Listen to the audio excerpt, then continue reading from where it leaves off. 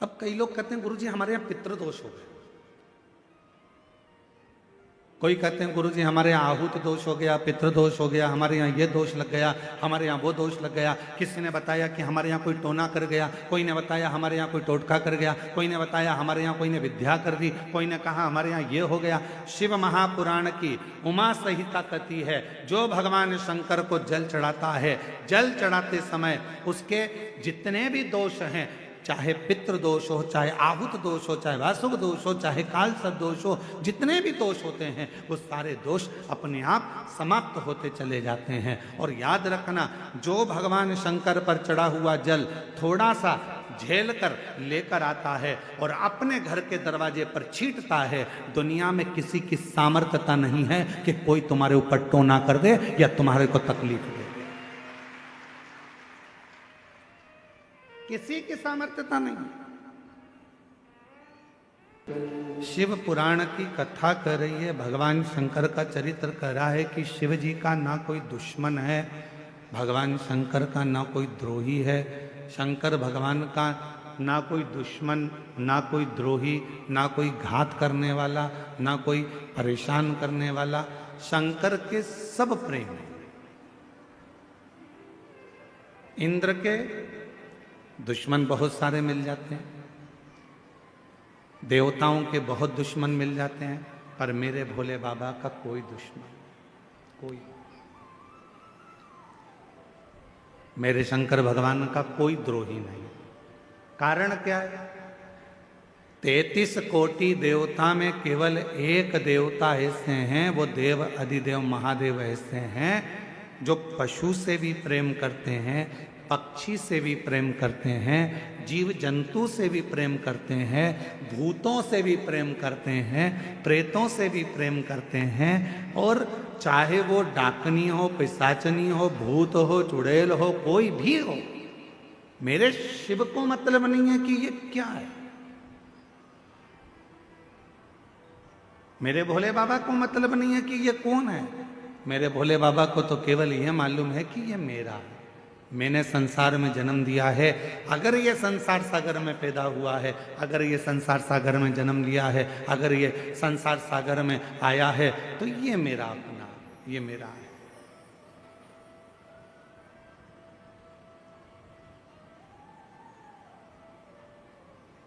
फिर इसमें कोई भेद नहीं है हमारा, ये मेरा अपना है और मैं इसका, इसमें कोई भेद नहीं। शिव पुराण कह रही है, भगवान शंकर का चरित्र कराए, ऐसा कोई देवता नहीं जो सर्प को भी श्रृंगार बनाए, ऐसा कोई देवता नहीं जो राख को भी, भस्म को भी अपना श्रृंगार बनाकर अपने शरीर पर धारण कर ले।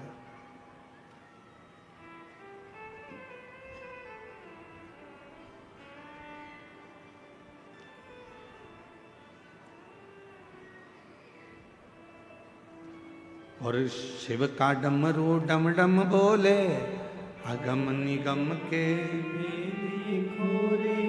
शिव का डमरू डम डम बोले, अगम निगम के भेद खोले। ऐसा डमरू बजाने वाला कोई नहीं, ऐसा डमरू बजाने वाला कोई नहीं। मेरे बाबा से निराला यहाँ कोई नहीं, भोले बाबा से निराला यहाँ कोई नहीं। इस संसार सागर में भगवान शंकर से निराला दुनिया में कोई नहीं हो सकता। एक पक्षी है, दौड़कर आ जाए शिव की शरण में, शिव उसको स्वीकार कर लेते हैं। एक पशु है, शंकर की शरण में आ गया, शिव ने स्वीकार कर लिया। एक जीव है, शिव के शरण में आ गया, शिव ने स्वीकार कर लिया। कौन है जिसको बाबा ने नहीं दिया?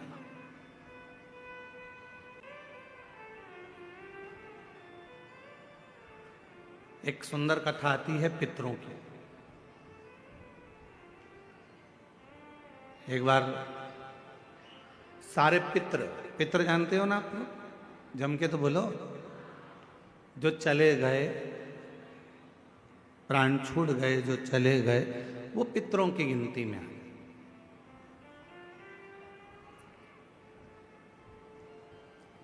गर्भ में अगर कोई बच्चा मर गया, गर्भ से बाहर निकल कर मर गया, तो वो आहूतों की गिनती में आ गया, जो कुंवारी अवस्था में मर गया। वो कुंवारा चले गया, आहूत हो गया, कुंवारी अवस्था में चले गए। तो पितर, आहूत, ये सब भगवान देवाधिदेव महादेव के पास आ गए और भगवान शिव जी के पास आकर खड़े हो गए। शास्त्र कहता है कि 1000 वर्ष निकल गया, पितर और आहूत भगवान शंकर की सम्मुख में खड़े होकर केवल दर्शन करते रहे। उन्होंने ना कोई मंत्र जपा, ना कोई साधना करी, ना कोई व्रत करा, ना कोई उपास करा, केवल शिव को एक टकी निहारते रहे, केवल बाबा का दर्शन करते रहे, केवल दर्शन।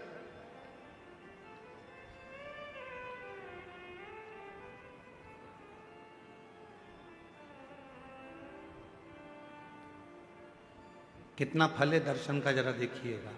1000 वर्ष तक पितर, आहूत, ये सब शिव जी का दर्शन कर रहे हैं।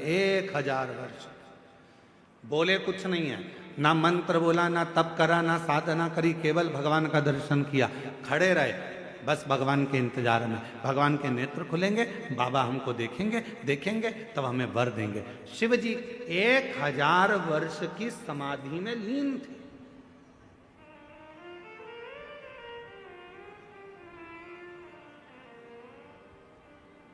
और बाबा देवाधिदेव महादेव जब 1000 वर्ष की समाधि में लीन थे, नेत्र खुले नहीं थे। आज बाबा ने 1000 वर्ष की समाधि से अपने नेत्र को खोला और 1000 वर्ष के समाधि पर जैसे ही बाबा के नेत्र खुले तो सबसे पहले पितर और आहूत पर भगवान की दृष्टि गई। भोलेनाथ जी का निगाह गया, बाबा ने देखा,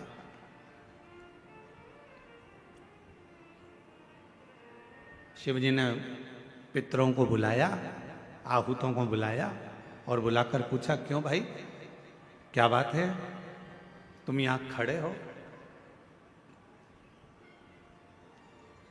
क्या बात है? बस देवाधिदेव महादेव बाबा पूछने ही वाले थे, इतनी देर में नंदी दौड़कर आ गया। और नंदी दौड़कर आया और आते से ही भगवान भोलेनाथ जी से बोला, प्रभु आपने तो इनको अब देखा है, जितने समय से आप तप कर रहे हो उतने समय से ये बाहर खड़े होकर आपका दर्शन कर रहे हैं, इंतजार कर रहे हैं। नेत्र खुलेंगे, बाबा हमें वर देंगे, नेत्र खुलेंगे, बाबा हमें वर देंगे।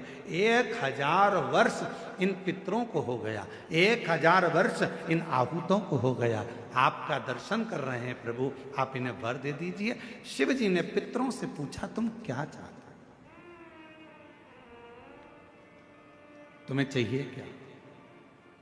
आहूतों से पूछा, तुम्हें क्या चाहिए, तुम बोलो। पितर और आहूत दोनों एक ही बात बोले, प्रभु संसार के लोग श्राद्ध पक्ष में हमको जल देंगे। संसार के लोग जब श्राद्ध आएगा, 16 श्राद्ध 16 दिन के आएंगे, तब ब्राह्मण को भोजन कराएंगे, पिंडदान करेंगे, तर्पण करेंगे, श्राद्ध करेंगे, तर्पण में जल देंगे, तब हमको जल प्राप्त होगा, तब हमको भोजन प्राप्त होगा, तब तक हम भूखे रहेंगे। इसलिए प्रभु एक कृपा कर दो कि ऐसी कोई व्यवस्था कर दो कि घर के लोग, परिवार के लोग, कुटुंब के लोग, कोई भी प्रतिदिन या हफ्ते में एक बार कैसे भी उनके माध्यम से हमें जल प्राप्त हो जाए और हम तृप्त हो जाएं। भगवान देवाधिदेव महादेव ने वर दे दिया पितरों को, आहूतों को। क्यों चिंता करते हो? जब संसार का मनुष्य मेरे शिवलिंग पर जल चढ़ाएगा, वो जल बहकर जब नीचे की ओर आएगा और अशोक सुंदरी से स्पर्श कर कर आगे बढ़ेगा, उसी समय पर आपको वो जल प्राप्त हो जाएगा और सारे पितर और आहूत तृप्त होते चले, वो जल आपको वहां प्राप्त होगा।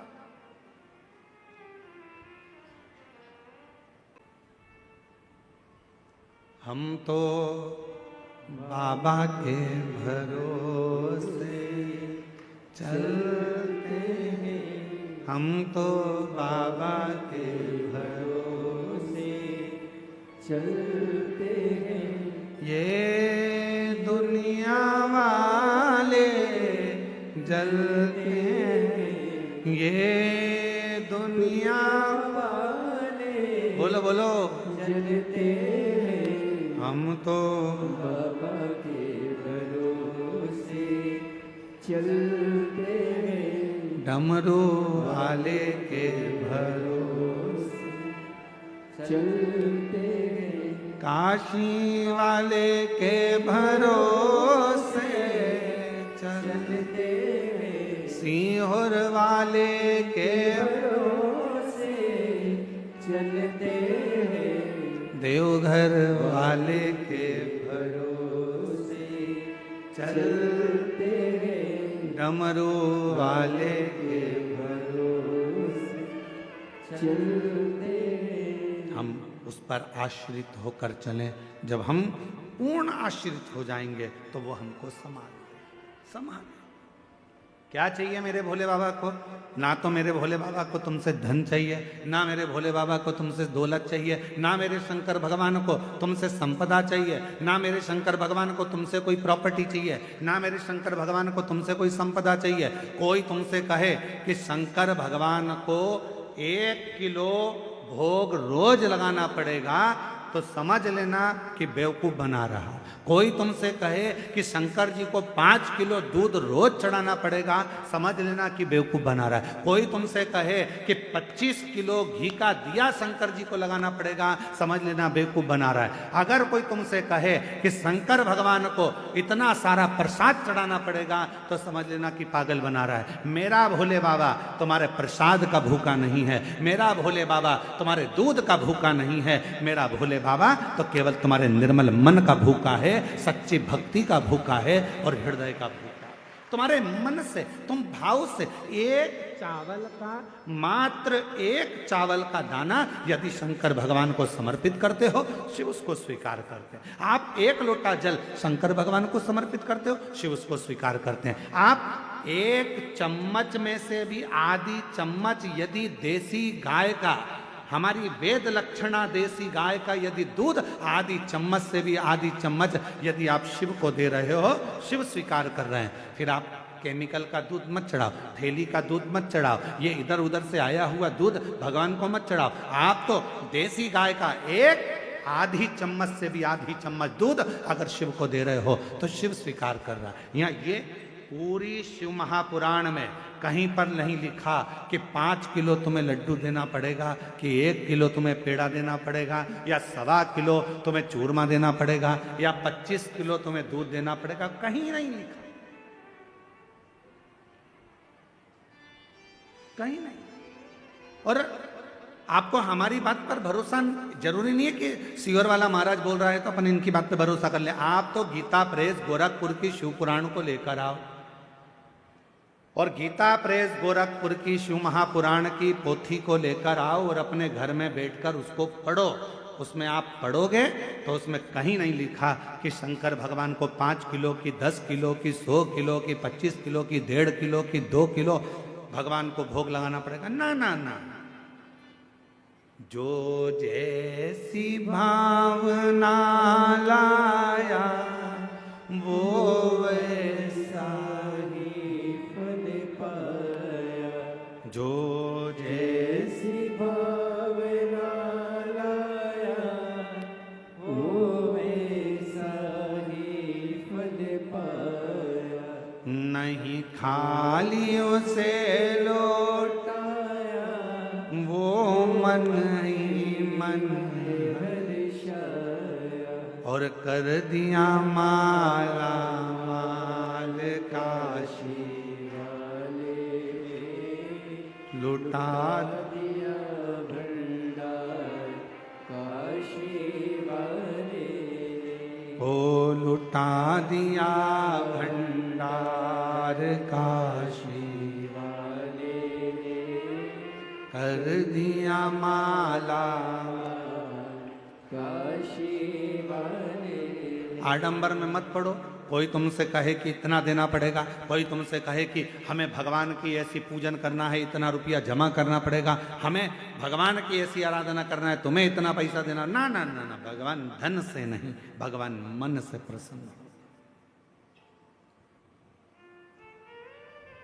उसकी प्रसन्नता उसका मन है।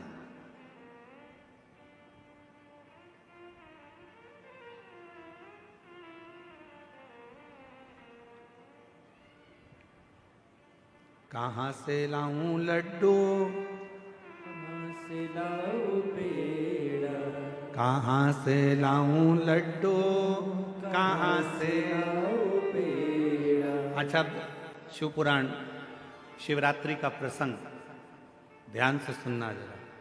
शिव महापुराण में शिवरात्रि के प्रसंग का वर्णन है।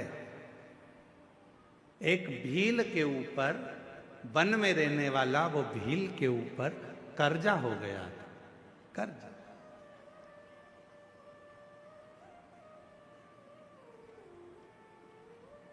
पैसे चुक नहीं रहे थे।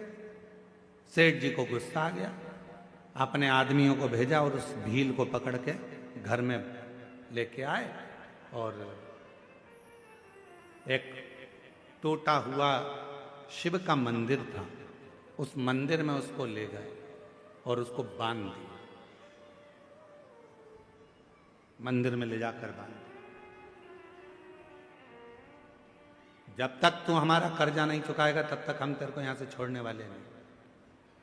भील रोने लगा, सेठ जी मत मेरे को बांधो, मैं हाथ जोड़ता हूं सेठ जी, मैं आपका पूरा कर्जा चुका दूंगा। सेठ जी मैं आपके पांव पड़ता हूं, मुझे छोड़ दो।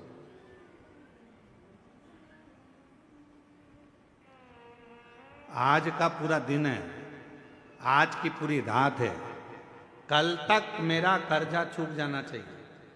कर्जा नहीं चुका तो फिर लाकर बांध दूंगा और मारूंगा। बस वो भील की आंख से आंसू निकलते रहे। पैसा कहां से लाऊं? मैं तो थोड़ा बहुत जीव जंतु को मारकर, मांस एकत्रित कर कर लोगों का वो बेच देता हूं और उसी का धन इकट्ठा हो जाता है। अभी तो 8 दिन हो गए, रोज बन जाता हूं पर कोई जीव जंतु भी नहीं मिलता जिसको मारकर मैं उसका मांस बेचूं और मुझे पैसा मिल जाए। कहां जाऊं, कहां जाऊं, क्या करूं? रो रहा, आंखों से आंसू बह रहा, नेत्रों से नीर बह रहा। आज पानी की छाजल भरी बेलपत्र के वृक्ष के ऊपर रात्रि के समय चढ़ गया। मालूम नहीं है कि आज शिवरात्रि है, उसको ज्ञात नहीं है कि आज शिवरात्रि है।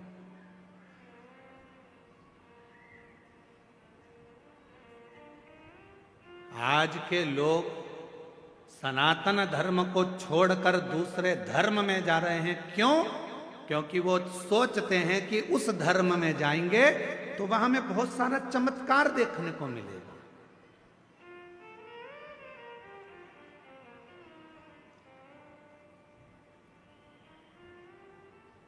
उस धर्म में जाएंगे तो हमको ना जाने थोड़ा थोड़ा कुछ अच्छा देखने को मिलेगा। उनके भगवान प्रबल हैं, उनके भगवान ऐसे कर दिए, उनके भगवान ने ऐसा। अरे भाई, हमारे शास्त्रों को अध्ययन करो, पढ़ो, सुनो, मालूम पड़ेगा कि सनातन धर्म से बड़ा दुनिया में कोई धर्म ही नहीं है, कोई धर्म नहीं। और पहले तो हम किसी को भी ये धर्म मानते ही नहीं है, हमें मतलब ही नहीं, हमें तो केवल सनातन धर्म ही एक धर्म है। बाकी का जितने भी तुमको नजर आते हैं दूसरे दूसरे, ये धर्म नहीं है, ये तो एक पंथ बना दिया है। नहीं, ये धर्म की गिनती में नहीं आते। इनको हम सनातन धर्म के अंतर लेते ही नहीं, हम इनको धर्म मानते ही नहीं।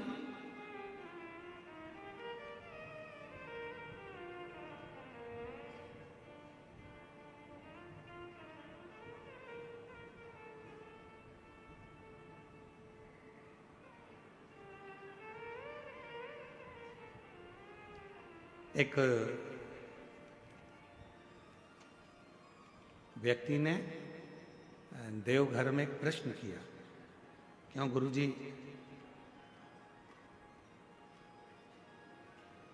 आपके सनातन धर्म में गौ माता को माता क्यों कहते हैं?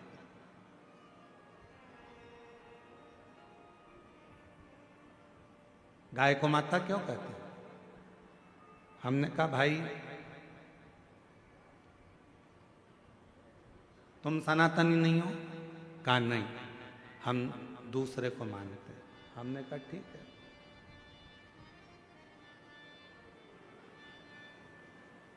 कभी हमारे शास्त्र पढ़े हैं आपने? नहीं। हमने कहा कभी मौका लग जाए तो हमारे शास्त्रों का अध्ययन करिएगा। हमारे सनातन धर्म में 7 माताओं को माता कहा गया।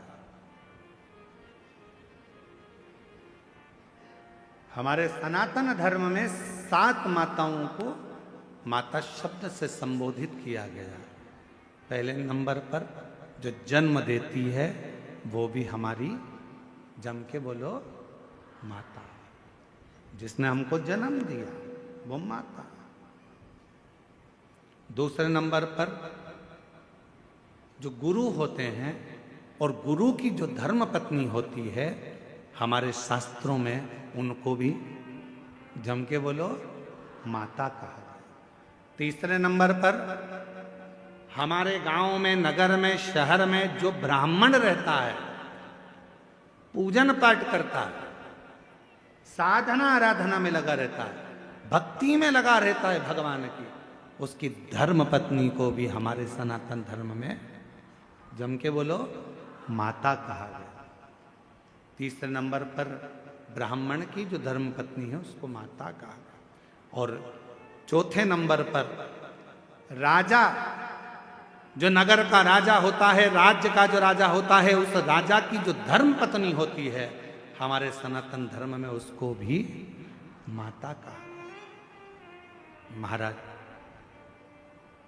5वें नंबर पर हमारे यहाँ जिस गौ माता ने अपने बच्चे के लिए दूध अपने थन में रखा और वो जगत का कल्याण कर रही है, उस दूध को वो अपने बच्चों के साथ साथ संसार के लोगों को भी पिलाकर उनको संतुष्ट कर रही है।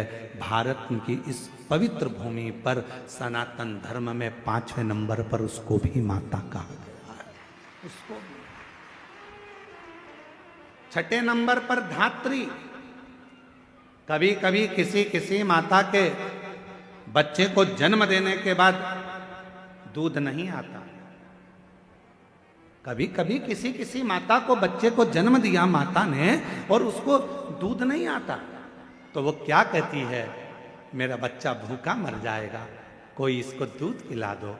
और वो बच्चे को कोई दाई हो, कोई सेविका हो, कोई हो, और वो उस बच्चे को दूध पिलाती है। तो हमारे यहाँ शास्त्र में उस धात्री को भी माता कहा गया है। उस धात्री को भी माता। 6ठे नंबर धात्री को भी मां कहा। और हमारे शास्त्रों में, सनातन धर्म में 7वें नंबर पर ये वसुंधरा को, ये पृथ्वी को, ये भूमि को, ये धात्री को, ये वसुंधरा को, पृथ्वी को, भूमि को भी हमारे यहाँ माता से संबोधित किया गया, जो हमेशा देती रहती है, तुमसे कुछ लेती नहीं, कुछ नहीं।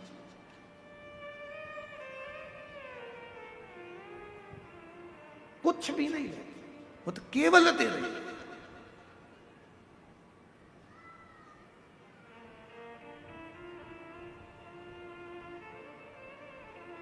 उसका काम है केवल देना ही देना। क्या देती है गौ माता? आपसे दरवाजे पर खड़े होकर मात्र 1 रोटी की चाह करती है गौ माता। दरवाजे पर आकर गौ माता कब खड़ी होती है?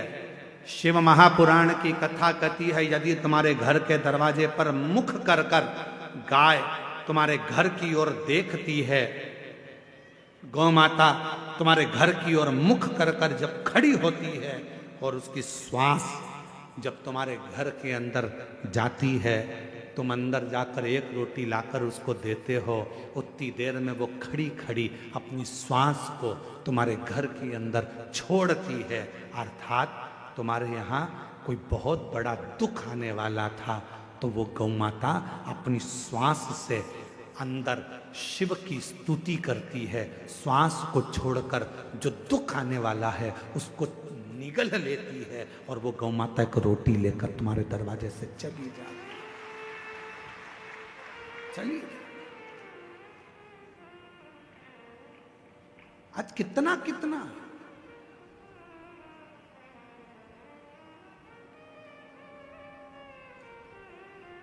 कितने संत साधु सन्यासी तपस्वी साधक उपासक गौ माता के लिए प्रयास कर रहे हैं। कितने कितने संत लगे हैं, कितने कितने साधु लगे हैं, कितने कितने सन्यासी लगे हैं, जो किसी ना किसी रूप में गौ माता को बचाने के लिए, गौ माता की सुरक्षा के लिए प्रयास कर रहे हैं। क्यों बचाना चाहते हैं? उनको बचाने का केवल एक कारण है कि जो गौ माता जगत में आकर, जिसके अंतर्गत 33 कोटि देवता विराजमान होते हैं, वो गौ माता हमारे घर के सारे दुख को हर लेती है, सारे सुख प्रदान करती है। तो हमारे यहाँ शिव महापुराण की कथा कहती है 7 माता हैं। जो जन्म देने वाली है वो भी माता है, गुरु की जो पत्नी है वो भी माता है, ब्राह्मण की जो पत्नी है वो भी माता है, राजा की जो पत्नी है वो भी माता है।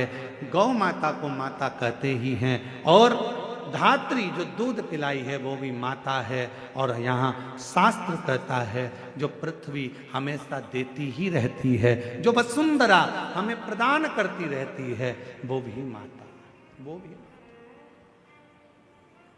हम इनका ऋण कभी नहीं चुका सकते, हम इनका ऋण नहीं चुका सकते।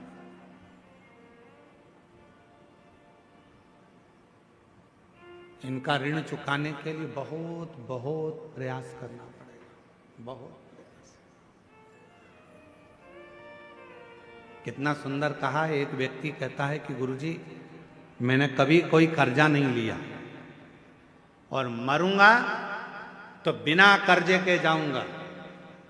अब उसका शब्द सुना तो हमको बहुत तेज हंसी आई। हमने कहा ऐसा तो हो नहीं सकता कि तू बिना कर्जे के चले जाए।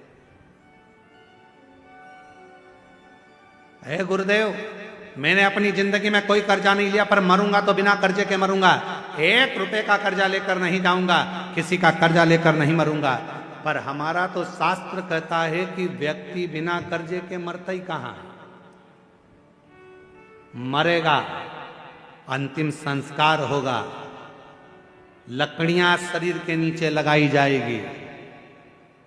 तो इस वसुंधरा का ऋण, इस वन का ऋण, इन वृक्षों का ऋण, इस पृथ्वी का ऋण तेरे माथे पर रह जाएगा। इसलिए निवेदन है, ये मत कहना कि कर्जा लेकर नहीं मरूंगा। कर्जा चुकाना है, मरने से पहले कर्जा चुकाओ, और एक प्रयास जरूर करो कि मरने से पहले एक पेड़ जरूर लगा कर जाओ, एक वृक्ष लगा कर जाओ, तो तुम कर्जे में नहीं रहो, तुम कर्जे से मुक्त होकर मरो, कर्जे से। इसलिए इस वर्ष 2026 में फरवरी माह में जो महाशिवरात्रि आ रही है, विठले सेवा समिति और आप और हम सब मिलकर उसको ग्रीन शिवरात्रि मना रहे हैं। कौन सी शिवरात्रि है? ग्रीन शिवरात्रि, हरित शिवरात्रि। ग्रीन शिवरात्रि का मतलब यह है कि शिवरात्रि के दिन पूरे दुनिया में जितने भी शिव भक्त हैं, भगवान शंकर के उपासक हैं, 2026 में फरवरी महीने में 3 दिन तक शिवरात्रि के 2 दिन पहले से एक छोटे से बेल वृक्ष की, बेल के पौधे की, बेलपत्री के पौधे की पूजन करो। शंकर जी के मंदिर में उसकी आराधना, अपने घर के अंदर उसकी आराधना करो। और शिवरात्रि के दिन एक साथ पूरी दुनिया में, पूरी पृथ्वी पर करोड़ों लोग एक साथ बेलपत्री का पौधा जहां तुमको मौका मिल जाए वहां लगाना, और रोज प्रतिदिन उसमें जल चढ़ाना, जिससे वो पौधा बड़ा होगा। अपन मर भी जाएंगे तो अपने हाथ का लगा हुआ वो पौधा पेड़ बनेगा, और उसकी बेलपत्र शिव जी को चढ़ती रहेगी और अपना आनंद पाते। इसलिए उसको ग्रीन शिवरात्रि कहा। एक ग्रीन शिवरात्रि का ये अवसर 2026 में जो फरवरी के महीने में महाशिवरात्रि आ रही है, उसको संपूर्ण दुनिया, संपूर्ण विश्व उस शिवरात्रि को ग्रीन शिवरात्रि के रूप में माने। लगाओ एक एक पौधा, भगवान शंकर के नाम का बेलपत्र के पौधे का स्मरण करो, लगाओ, अपने जीते जी एक पौधा लगा कर जाओ, जिससे मरने के बाद हम शंकर की पूजा नहीं कर सकते तो हमारा लगाया हुआ वो पेड़ बेलपत्री का, उस वृक्ष की पत्ती टूटकर शंकर जी को चढ़ेगी। अब ये तुम बेलपत्री लेके आए हो, ये बेलपत्री तुम लेके आए हो, शंकर जी को चढ़ाया, मेरी जीजियां सिर पे पल्लू ले लेके और बेलपत्री बड़े प्रेम से चढ़ा रही थी, तो हम उनका मुंह देख रहे थे, तो हम सोच रहे थे ना जाने कहाँ कहाँ के पेड़ की, ना जाने किस किस ने पेड़ लगाया होगा, भगवान जाने जिसने पेड़ लगाया होगा उसकी बेलपत्र टूटकर शिवपोथी पर आ रही है। ये चढ़ाने वाले तो धन्य हैं, पर इनसे ज्यादा धन्य है वो व्यक्ति जिसने ये पेड़ लगाया था और जिसकी बेलपत्र शिव जी की।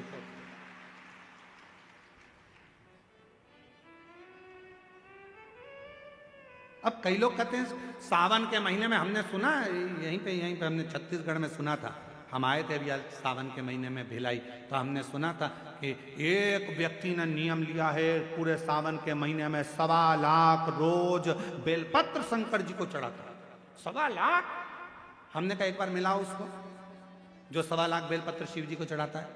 फिर वो आया शाम को मिलने के लिए, हम जहाँ अग्रवाल धर्मशाला में रुके थे, जितेंद्र जी, हम जहाँ अग्रवाल धर्मशाला में रुके में 1.25 लाख बेलपत्र चढ़ाने वाला आया, यहीं छत्तीसगढ़ का। फिर हमसे मिला, हमने उसको प्रणाम किया, हमने कहा धन्य आप, 1.25 लाख बेलपत्र चढ़ाते हो शंकर भगवान को। हाँ गुरु जी, और आज से नहीं चढ़ा रहा हूँ, 5 साल हो गए चढ़ाते चढ़ाते। हमने कहा ठीक है, अब ये बताओ 1.25 लाख बेलपत्र आप शिव जी को चढ़ाते हो, आपने कितने बेलपत्री के पेड़ लगाए? उसने कहा गुरु जी पेड़ तो एक भी नहीं लगाया, पेड़ एक भी नहीं लगाया। 1.25 लाख बेलपत्र का अभिषेक कर रहा हूं, 1.25 लाख बेलपत्र शंकर जी को चढ़ा रहा हूं, 1.25 लाख बेलपत्र का अनुष्ठान कर रहा हूं, सावन के महीने में मैं शंकर भगवान को प्रसन्न कर लूंगा। अरे लंकापति रावण से सीखो, उसने किसी का सामान शिव जी को नहीं चढ़ाया, खुद की मुंडी काट कर चढ़ा देता था, स्वयं की शीश काट कर शिव जी को देता था। तुम कुछ नहीं कर सकते, 1.25 लाख बेलपत्र का नियम लिए हो तो पहले 1.25 लाख बेलपत्र के लिए कम से कम 2-5 हजार पेड़ तो लगाओ। पेड़ लगाओगे फिर बेलपत्र निकालो, फिर शिव जी को चढ़ाओ। दूसरे के लगे लगाए पेड़ में से दूसरे का फ्रिज खोल कर दूध निकाल कर चाय बना के पी गए तो चोटे कहलाओगे।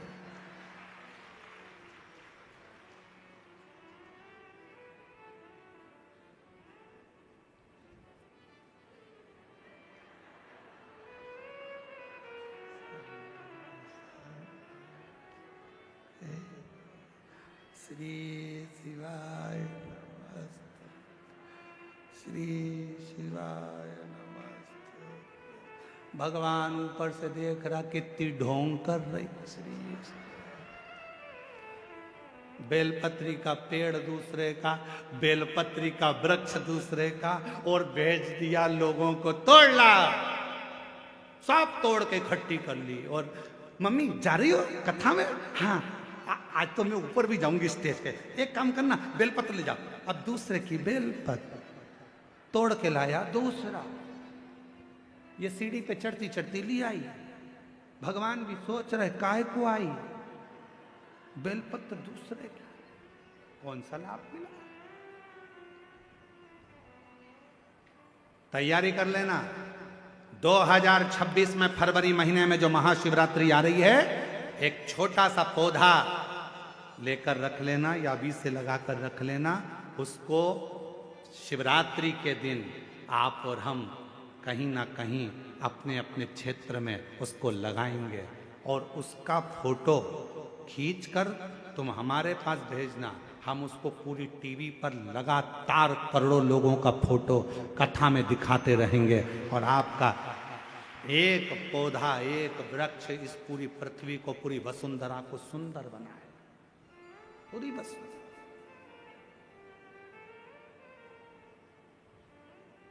बोलो बोलो, तैयार हो? जम के तो बोलो। पड़ोसन, नहीं नहीं तुमसे नहीं बोल रहा, तुम्हारे पड़ोसी टेंट वाले से पूछ रहा है, उधर वाले तैयार? इधर के पड़ोसी तैयार? बस तो फिर दोनों हाथ उठाकर हारा हारा ग्रीन शिवरात्रि मनाओ। अब की बार 2026 की महाशिवरात्रि ग्रीन शिवरात्रि हो। मेरी वसुंधरा, मेरी पृथ्वी, मेरी भारत माता फिर हरी भरी हो। लोग पेड़ काट रहे हैं, अपन पेड़ लगाएंगे और पूरी वसुंधरा को सुंदर बनाएंगे, प्रकृति को सुंदर बनाएंगे।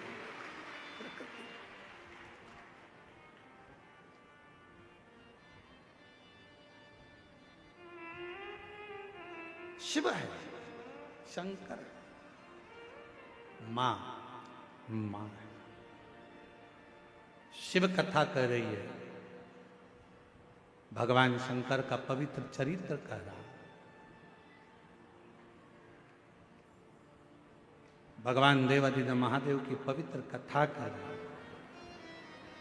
शिव को तुमसे कुछ नहीं चाहिए।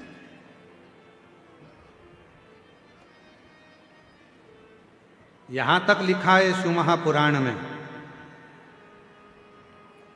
मान लो शंकर भगवान को देने के लिए आपके पास में बेलपत्र भी नहीं है, मान लो शिव जी को देने के लिए एक चावल का दाना भी नहीं है, तो शिव महापुराण की कथा कहती है जो शिव जी पे बेलपत्र चढ़ी हो उसी को उठा लो, धो लो, वापिस शंकर भगवान को चढ़ा दो, शंकर भगवान स्वीकार कर लेते हैं। शिव स्वीकार, धन नहीं। आजकल ना जाने कहां कहां के लोग ज्ञान देने के लिए बैठ जाते हैं। थोड़ा सा गूगल पर सर्च मारो, थोड़ा सा यूट्यूब चलाओ, तो लोग उनके इतने ज्ञान देने आ जाएंगे। शंकर भगवान को 1.5 किलो सामग्री चढ़ाना पड़ेगी, 1 किलो ये देना पड़ेगा, 2 किलो ये देना पड़ेगा। शंकर भगवान को रिझाना है तो 5 किलो दूध से अभिषेक करना पड़ेगा, आधा किलो दही चढ़ाना पड़ेगा, 1 किलो शक्कर चढ़ाना पड़ेगी। ना ना ना ना, शिव महापुराण में अगर सियोर वाले महाराज के वचन पर विश्वास नहीं है तो गीता प्रेस गोरखपुर की शिव पुराण लेकर आओ, अध्ययन करो, पढ़ो। कहीं नहीं लिखा कि शंकर भगवान को 5 किलो की, 2 किलो की, 1.5 किलो की, 1 किलो। शिव जी को तुमसे कुछ नहीं चाहिए। शिव जी को तो केवल निर्मल मन सो मोहि पावा। तुम्हारा मन भगवान को केवल हृदय, केवल हृदय। एक बहन जी ने पत्र लिखा, देखो,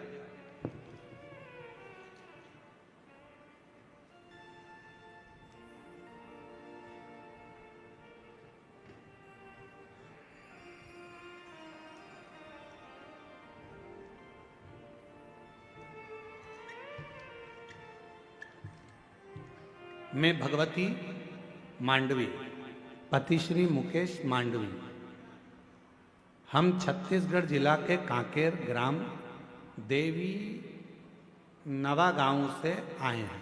कहीं बैठे हों तो हाथ हिला सकते हैं। देवी नवा गांव से आए हैं, कहीं बैठे हों तो हाथ हिला सकते हैं। आप ही हैं? हाँ, ऐसे थोड़ा साइड में हो, दिख नहीं रहे हो। हाँ ठीक है, ठीक है, ऐसे हाथ हिला दो, दिख गए हो, दिख गए, ठीक है।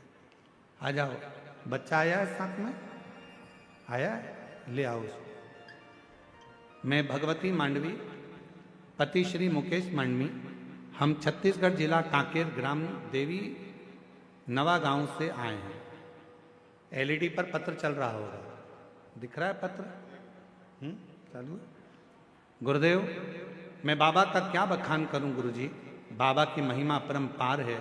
बाबा की महिमा को हम शब्दों में बयां नहीं कर सकते। गुरुजी, मेरी शादी को 10 वर्ष हो गया था, पर मेरी कोई औलाद नहीं थी। हमने जगदलपुर में, धमतरी में, रायपुर में डॉक्टरों के पास बहुत इलाज करवाया, महाराजों के पास, पंडितों के पास भी गए, लेकिन कोई महाराजों के पास, पंडितों के पास भी गए, लेकिन कोई फायदा नहीं। फिर 2023 में 2-3 दीदी लोगों ने मुझे शिव महापुराण के बारे में जानकारी दिया। टीवी में मैंने कथा सुनना चालू किया। फिर आपने उपाय बताया था गुरुदेव कि तुम रुका जी माता जी के नाम से सफेद आंकड़े की जड़ का प्रयोग किया। फिर मैंने पशुपतिनाथ का व्रत किया, उपवास चालू किया। पूरे 5 व्रत पूरा करने के बाद 3 महीने के बाद बाबा ऐसी कृपा करा कि मेरा गर्भ ठहर गया, जिससे जुड़वा बच्चे थे, जिसमें बाबा मैं क्या वर्णन करूं, एक बच्चा तो खराब हो गया था पर दूसरे का भी डॉक्टर ने मना कर दिया था। जब डॉक्टर ने मना करा, फिर बहन जी ने कहा, एक ने, शिव जी के मंदिर जाना चालू कर, 1 लोटा जल चढ़ाना चालू कर। मैं रोज मंदिर जाती, 1 लोटा जल चढ़ाती और रोज उस जल को पीना चालू कर दी। बाबा की ऐसी कृपा हो गई गुरुदेव कि धीरे धीरे बच्चा पूर्ण हुआ और रायपुर के हॉस्पिटल में बाबा की कृपा से बच्चे ने जन्म लिया। आज मेरा बच्चा पूर्ण तरह से स्वस्थ है। मैं बाबा को यहाँ प्रणाम करने के लिए आई हूँ। 10 साल के बाद बाबा ने दिया। गुरुदेव ना जाने कितना कितना लोग बताए कि यहाँ इतना पैसा दो, वहाँ ऐसा करो, वहाँ ऐसा चढ़ाओ, सब कुछ करा पर उसका कोई फल नहीं है। मैं फिर निवेदन करूं, मेरा भगवान कभी नहीं कहता कि तुम इतना धन दो, मेरा भगवान कभी नहीं कहता कि तुम इतना पैसा दो, मेरा भगवान कभी नहीं कहता कि तुम इतना इतना भोग लगाओ। मेरा भगवान तो कहता है कि हृदय से मुझे पुकार लो, तेरी खाली झोली भले 10 साल की क्यों ना हो, मैं भर ही दूंगा।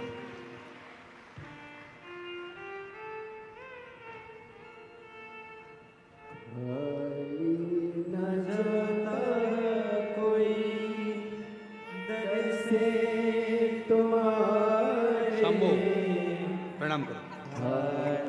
न जाता कोई दर से तुम्हारे, मैं भी खड़ी हो नंदी बाहे पसारे। अपने जोरदार ताली बजाओ। 10 साल के बाद हुआ। लगा लो गिरा जा रहा हूँ, उठा लो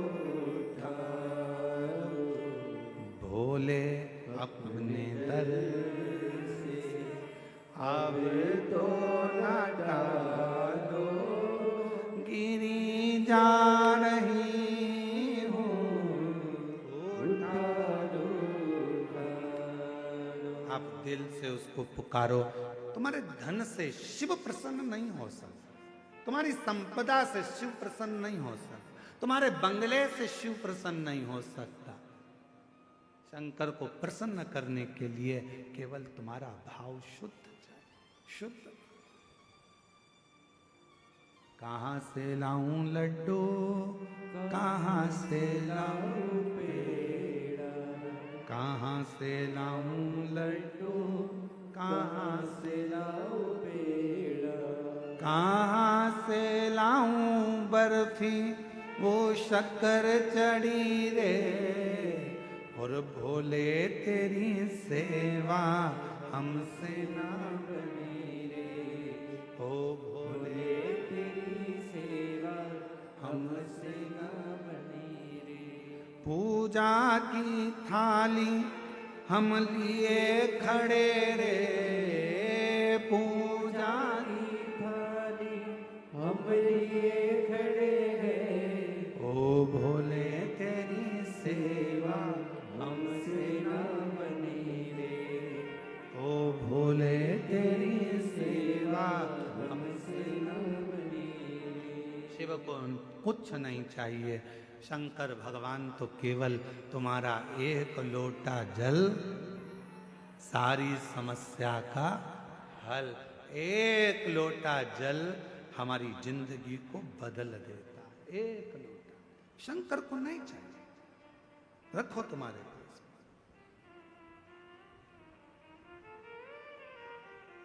तुम्हारा धन, तुम्हारी दौलत, तुम्हारी संपदा, तुम्हारा वैभव, तुम्हारी सत्ता, सब तुम्हारे पास। शिव को दौलत से मत रिझाना, शंकर भगवान को वैभव से मत रिझाना।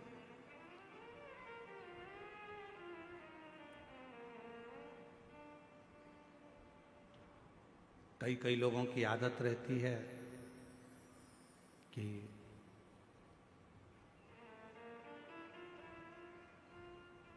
मेरे पास इतना धन है, मैं ऐसा कर सकता हूं।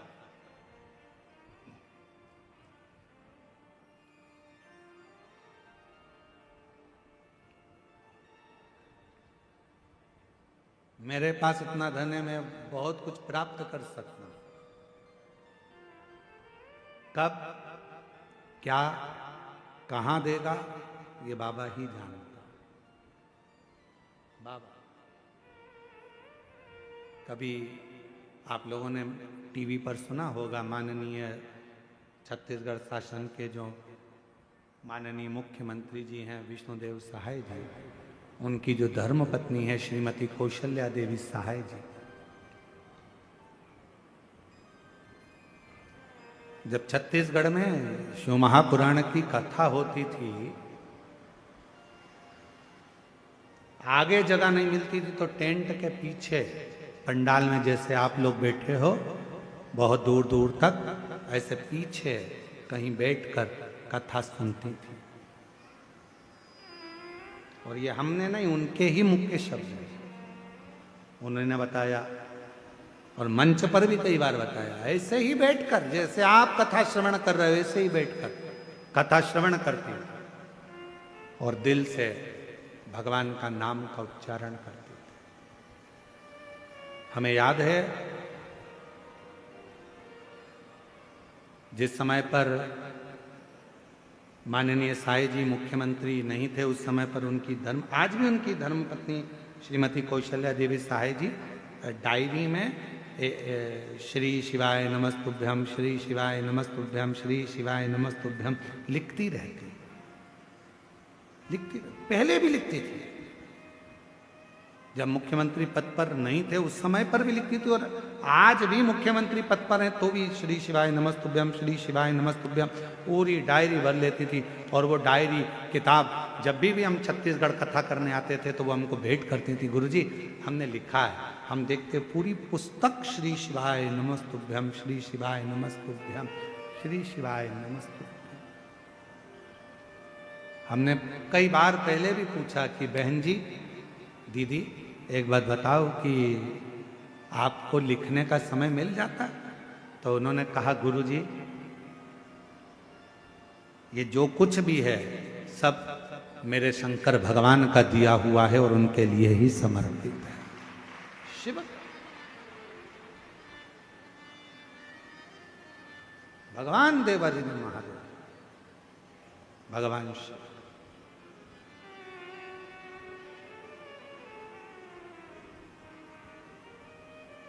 हमें कभी कभी स्मरण में आता है, कोटा राजस्थान में हम कथा करने के लिए गए और वहाँ के शर्मा परिवार ने कथा कराई, जो उस समय पर विधायक जी थे और अभी राजस्थान सरकार में विधानसभा अध्यक्ष हैं शर्मा। जब उन्होंने कथा कराई तो हमने उस समय पर उनसे पूछा कि ये शिव महापुराण कथा कराने का मन में भाव कैसे प्रकट हो गया? तो उनके शब्द थे शर्मा जी के कि गुरुजी मेरी धर्म पत्नी और हम जितना समय मिलता, जितना भी समय मिल जाए, 10 मिनट, 15 मिनट, आधा घंटा, 20 मिनट, 25 मिनट आपकी कथा रोज श्रवण करते हैं। और बाबा की ऐसी कृपा है कि वो कथा हृदय को छूती है। और आज जो कुछ भी है ये सब शिव का ही तो है, शंकर का ही तो है, शंकर की कृपा से। कहीं पर भी बैठो, बाबा को तुम्हारा धन नहीं, बाबा को तुम्हारी दौलत नहीं। यहाँ पर बालोद वाली प्रतिभा दीदी बैठी हुई है, चौधरी जी, हमने एक बार उनसे भी पूछा, हाँ ये बैठी, तो हमने इनसे भी कहा कि बाबा की कैसी कृपा। तो ये भी पहले आती थी, इतनी आगे इनको जगह नहीं मिलती थी, सबसे आखिरी में लास्ट में कहीं जगह मिल जाती थी, बैठ जाती थी। तो बाबा ने कृपा कर कर, बाबा तो बाबा है भोलेनाथ, कब किसका हाथ पकड़कर कहाँ बिठा दे ये उसके ऊपर निर्भर करता है। और आज फिर कहते हैं जितेंद्र जी, इस पवित्र व्यासपीठ से वर्णन करते हैं, जितने भी शिव भक्त शिव महापुराण की कथा को श्रवण कर रहे हैं, आपने ये पवित्र कथा इस क्षेत्र में, आदिवासी वनवासी क्षेत्र में जो कराई है, आज पूरा आदिवासी वनवासी जितेंद्र जी बड़े प्रसन्न हैं आपसे। तो हम तो कहेंगे, आज भी यहां कहकर जा रहे हैं, जो जिस भाव से कथा श्रवण करेगा, मेरा भोले बाबा तुम्हारा हाथ पकड़कर तुमको किस सिंहासन पर बिठाएगा तुम ही जान सकते, किस सिंहासन। और तेरी कृपा का क्या है भरोसा, कब किस पर हो जाए जरा सी हम पर कर दो, जरा। हम पर कर दो। बोलो बोलो बोलो, सब बोलो कच्चे गांव वाले, तेरी कृपा का क्या है भरोसा, कब किस पर हो जाए जरा सी हम पर कर दो, जरा सी हम पर कर दो। जिस पर भी हो गई तेरी कृपा करुणा वो भव पार हुआ, भव पार हुआ। पापी हो चाहे जितना उसका भी बाबा उद्धार हुआ, उद्धार हुआ।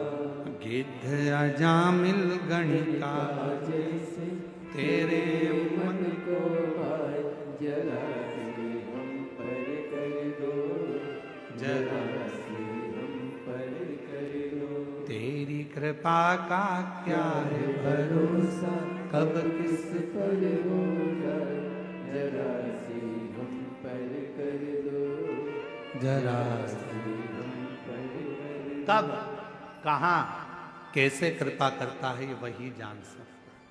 कहाँ बैठे हो आप लोग?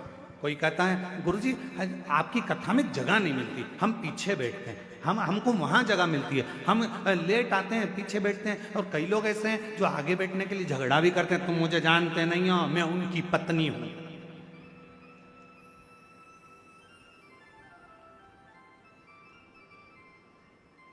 अब दरवाजे पे तो सारे पुरुष खड़े होते हैं और तुम चिल्ला कर कहती हो तुम मुझे जानते नहीं हो, मैं उनकी पत्नी हूं। और अगर वो कह दे तो तू भी मुझे नहीं जानती, मैं उसका पति हूं।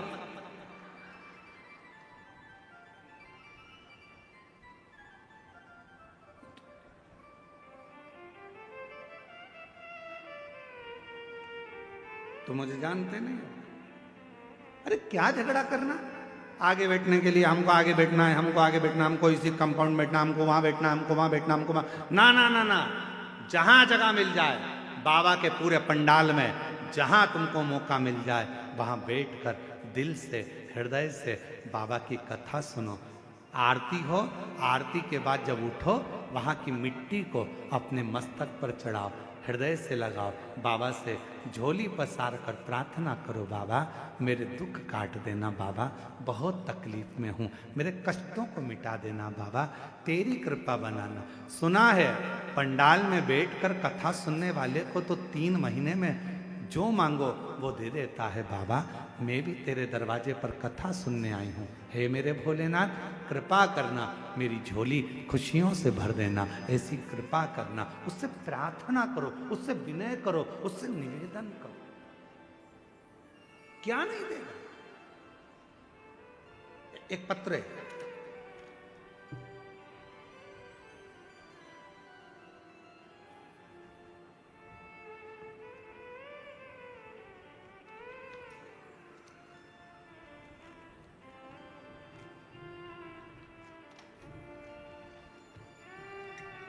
अनिमा रक्षित,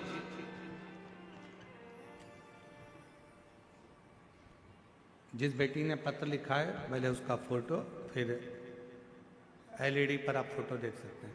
तो जिसने पत्र लिखा, अब उसका पत्र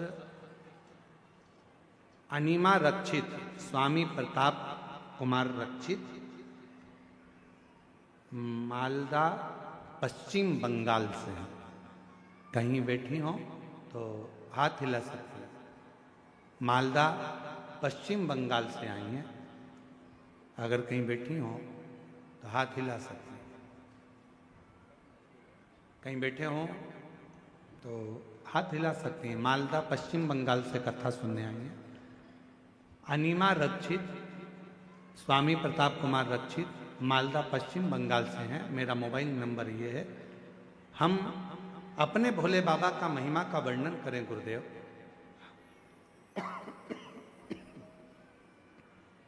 कहीं बैठी हो तो आ सकती हैं बेलपत्र लेने के लिए। आपकी बातें 2021 से 22 से सुन रहे हैं, हर दिन सुनते हैं। एक दिन भी आपकी कथा ना सुने तो हमें अच्छा नहीं लगता। और हम रोज पार्थिव शिवलिंग बनाते हैं। 2023 में मेरे पेट में बहुत दर्द हुआ और मैंने डॉक्टर को दिखाया तो अल्ट्रासाउंड कराने पर पता चला कि पित्ताशय में पथरी हो गई। जिस पथरी का पता चलने पर अगले सोमवार ही बाबा पर भरोसा कर डॉक्टर ने कह दिया गॉल ब्लैडर के अंदर स्टोन है, पित्ताशय के पास में पथरी है, इसका ऑपरेशन जरूरी है। ऑपरेशन सुनकर थोड़े से डर गए। अब करें क्या? स्त्री का जीवन है, अभी छोटा समय, कैसे हम ऑपरेशन कराएं? जानकर हमने पशुपति व्रत करना शुरू कर दिया। मैं शिवलिंग पर जल चढ़ाती, बेलपत्र रखती, फिर उस बेलपत्र पर जल को पीना शुरू किया। मैं रोज वहां बेलपत्र खाती, डॉक्टर की दवा भी लेती। 3 सोमवार पूरे करने के बाद मेरे ऑपरेशन की तारीख तय हुई। ऑपरेशन के लिए सारे टेस्ट करवाए और नर्सिंग होम में भर्ती हो गई। डॉक्टर ने फिर से अल्ट्रासाउंड करा। अल्ट्रासाउंड कराकर देखा तो मेरे पेट में पथरी थी ही नहीं। डॉक्टर ने कह दिया आपकी पथरी तो गल चुकी है, अब ऑपरेशन की जरूरत नहीं, अब ऑपरेशन की जरूरत नहीं।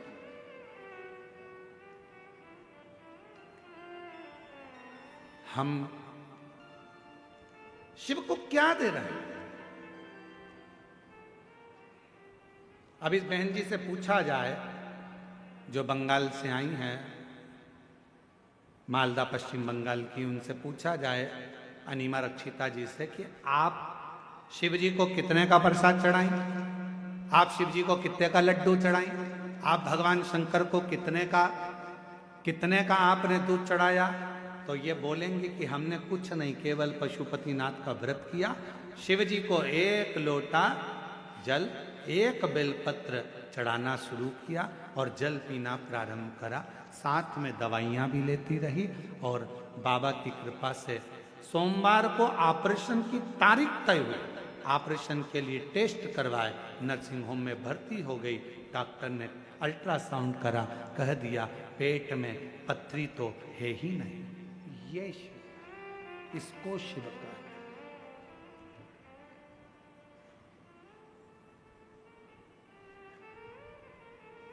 मेरे बाबा दया करना,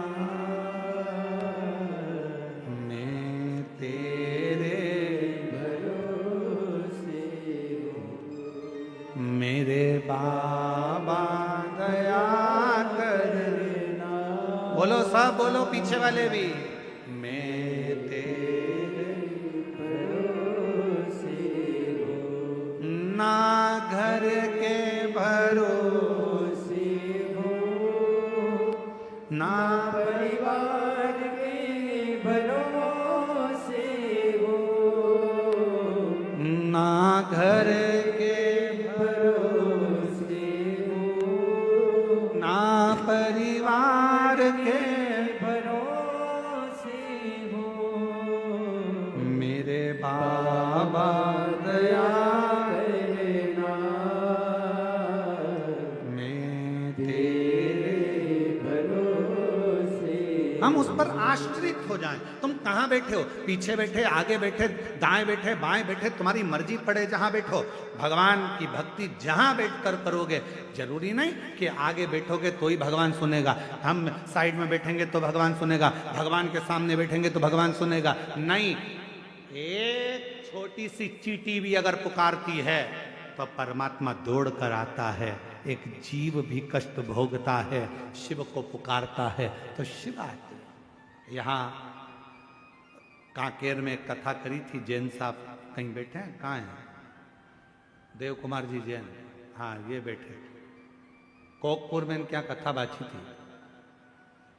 सुबह हम कथा बाजते थे, शाम को भालू बाजते थे।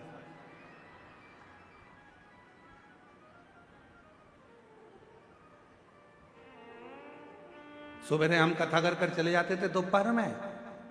जैसे ही 4 बजे 5 बजे कथा पूरी होती और लोग गए, और पंडाल में जितने लोग रहते और आस-पास भालू कथा करने आ जाते।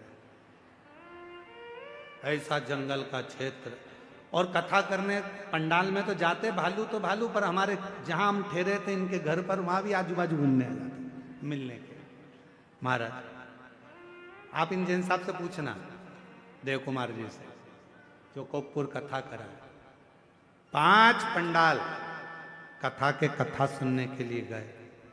जहां जगह मिल जाती थी वहां बैठ जाते थे, सेवा करते थे। कचरा मिल जाता, कचरा को उठाकर, जो भी कचरा पड़ा रहता उसको भरकर एक जगह पर ले जाकर रख देते, सब करते। अब एक दिन इनके मन में आया कि 5 कथा हो गई, बाबा ऐसी कृपा कर दे कि कथा मेरे गांव में कोकपुर में हो जाए। 5 पंडाल कथा लोग सुनते हैं, और छत्तीसगढ़ वालों की तो किस्मत इतनी ज्यादा प्रबल है कि इनको 5 कथा सुनने के लिए छत्तीसगढ़ छोड़ना ही नहीं पड़ता, छत्तीसगढ़ में ही 5 कथा मिल जाती है।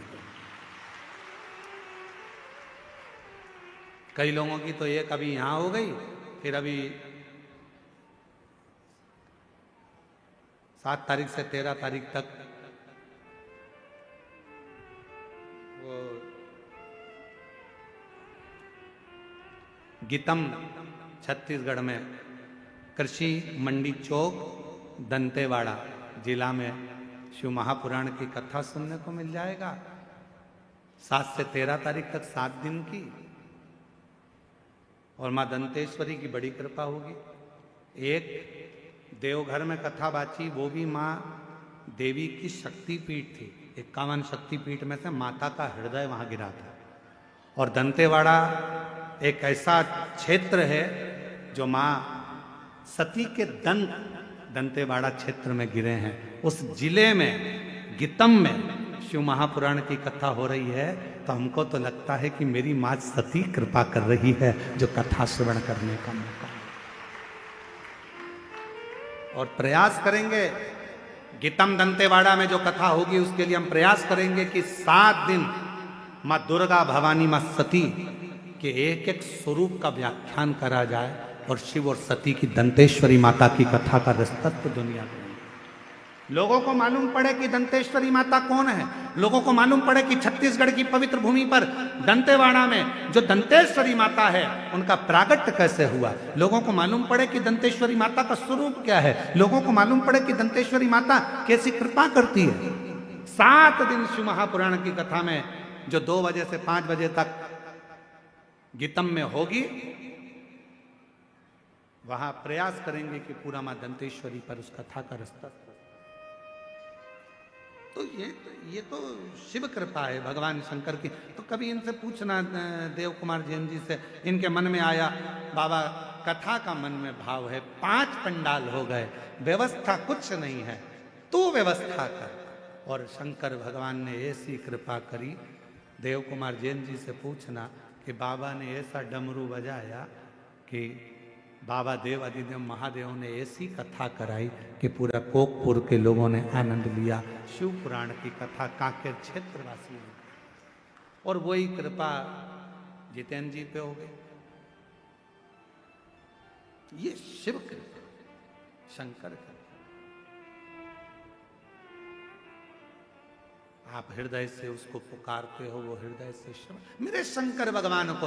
दुनिया के लोग कितना भी आडंबर बताएं, दुनिया के लोग दिन भर, कई लोगों की आदत है यूट्यूब पर भिड़ आएंगे, प्रचार कर, अपना स्वयं का प्रचार करने के चक्कर में विचार करते हैं कि हम ये बता देंगे, ऐसा कर लो, शंकर जी को इतना जी चढ़ा देना, शंकर जी को 5 किलो दूध चढ़ा देना, 1.5 किलो प्रसाद चढ़ा देना, 2 किलो ये चढ़ा देना, 10 किलो ये चढ़ा देना। ना ना ना, मेरा भोला बाबा एक बेलपत्र से, एक लोटा जल से, एक चावल के दाने से, और वो भी ना हो तो 3 बार ताली बजाने से, बम बम बोलने से मेरा वो घरदानी प्रसन्न हो जाता है। उसको तुम्हारा आडंबर नहीं चाहिए, उसको तुम्हारा धन नहीं चाहिए, उसको तुम्हारी दौलत नहीं चाहिए, उसको तुम्हारा वैभव नहीं चाहिए, उसको तो केवल निर्मल मन चाहिए, हृदय। अपने स्थान पर बैठकर बाबा देव अधिदेव महादेव से बड़े आनंद के साथ अपने मन की बात भाव के साथ आनंद से बाबा को कहें, दिल से प्रार्थना करें, विनय करें, निवेदन करें। जो लोग घर पर बैठकर कथा का लाभ ले रहे हैं वो घर पर ही बाबा देव अधिदेव महादेव से, भगवान देव अधिदेव महादेव से अपने मन की बात कहें, दिल से प्रार्थना करें। श्री शिवाय नमस्तु, श्री शिवाय नमस्तु, श्री शिवाय नमस्तु, श्री शिवाय नमस्तु, श्री शिवाय नमस्तु। भोला सब दुख काटो, ओ भोला सब दुख काटो, शिव शंकर जपूं तेरी माला, भोले बाबा जपूं तेरी माला, भोला सब दुख काटो, ओ भोला सब दुख काटो। वेश है मंगल मंगलकारी, वेश है मंगल मंगलकारी, शमशान वासी हमारा, शमशान वासी हमारा, ओ भोला सब दुख काटो,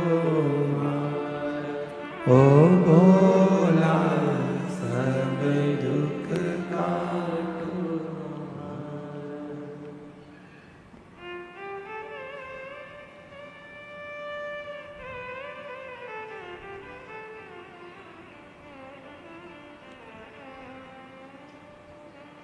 बाबा देवाधिदेव महादेव, भगवान शिव, ओगड़दानी, त्रिकालदर्शी, कैलाशी, अविनाशी, भगवान शंकर की पवित्र कथा कह रही है। शिव महापुराण की कथा वर्णन कर रही है, शिव तत्व कह रहा है।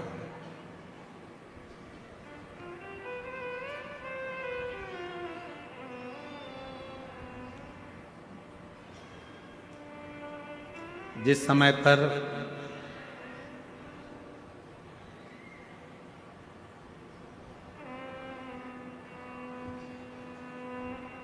दक्ष प्रजापति के घर में कई बेटियों का जन्म हो चुका था, कई बेटियां जन्म ले चुकी, कई बेटी। बेटों ने भी जन्म लिया।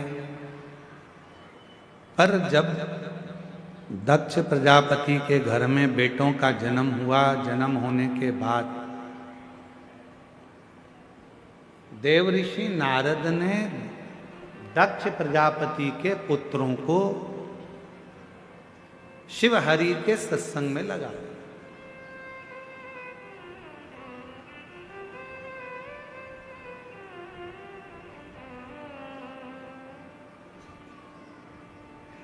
जैसे ही बेटे भगवान देवाधिदेव महादेव के सत्संग में, हरि के सत्संग में, भगवान के सत्संग में लग गए,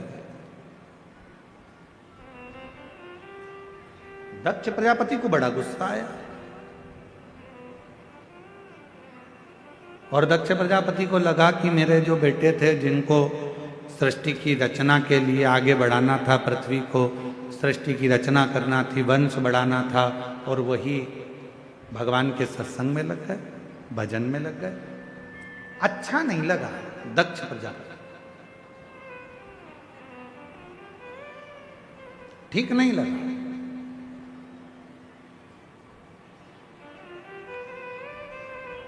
अच्छा, शिव महापुराण की कथा कहती है, भगवान शंकर का चरित्र वर्णन करता है कि मानव की देह मिले और मानव की देह में अगर हम भगवान का भजन ना कर पाए तो वो जिंदगी बेकार, वो जीवन बेकार।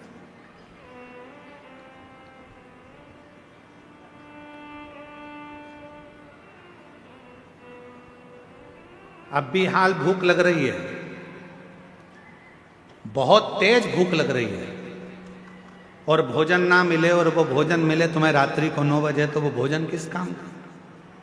बोलो तो जम के, सही है कि गलत है? समय पर भोजन ना मिले तो भोजन किसी काम का नहीं होता। समय पर पानी ना मिले तो वो पानी किसी काम का नहीं होता। समय पर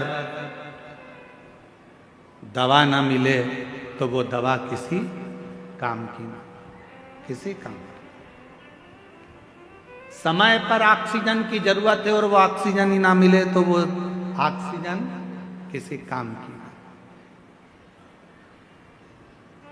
समय पर सबके पास गाड़ी है और तुम्हारे पास गाड़ी नहीं, और समय पर गाड़ी ना मिले, कहीं जाना है तुमको, तो फिर वो गाड़ी किस काम?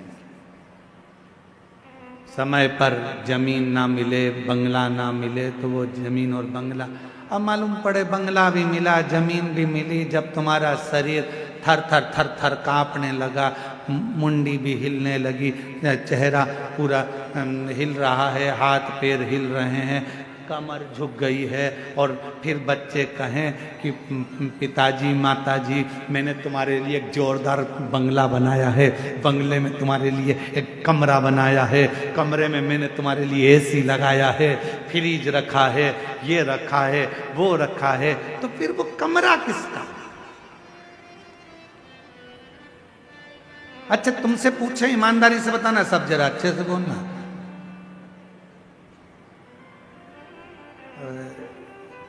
इधर वो क्या बोलते हैं, गन्ने को गन्ना बोलते हैं कि ईख बोलते हैं कि शुगर बोलते हैं, क्या बोलते हैं? गन्ना ना। गन्ना खाने का मजा कब है? जब मुख में दांत हो और मालूम पड़े पूरा सोफा सेट ही निकल गया।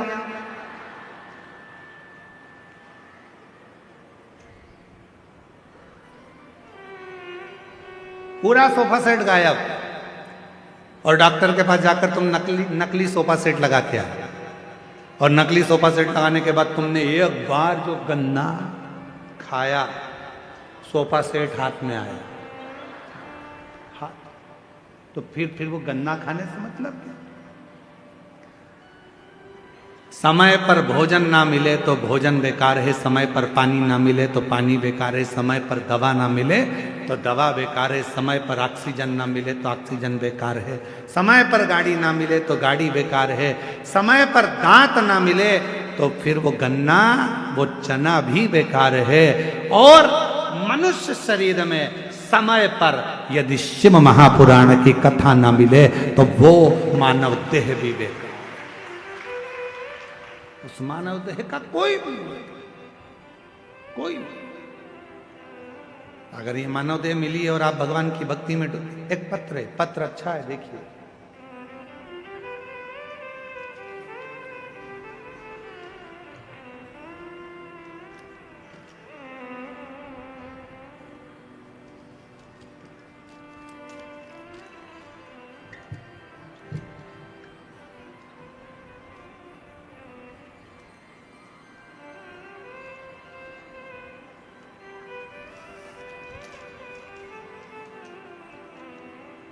शिव सागर, धन कवा सिंह, सुभाष नगर, दुर्ग,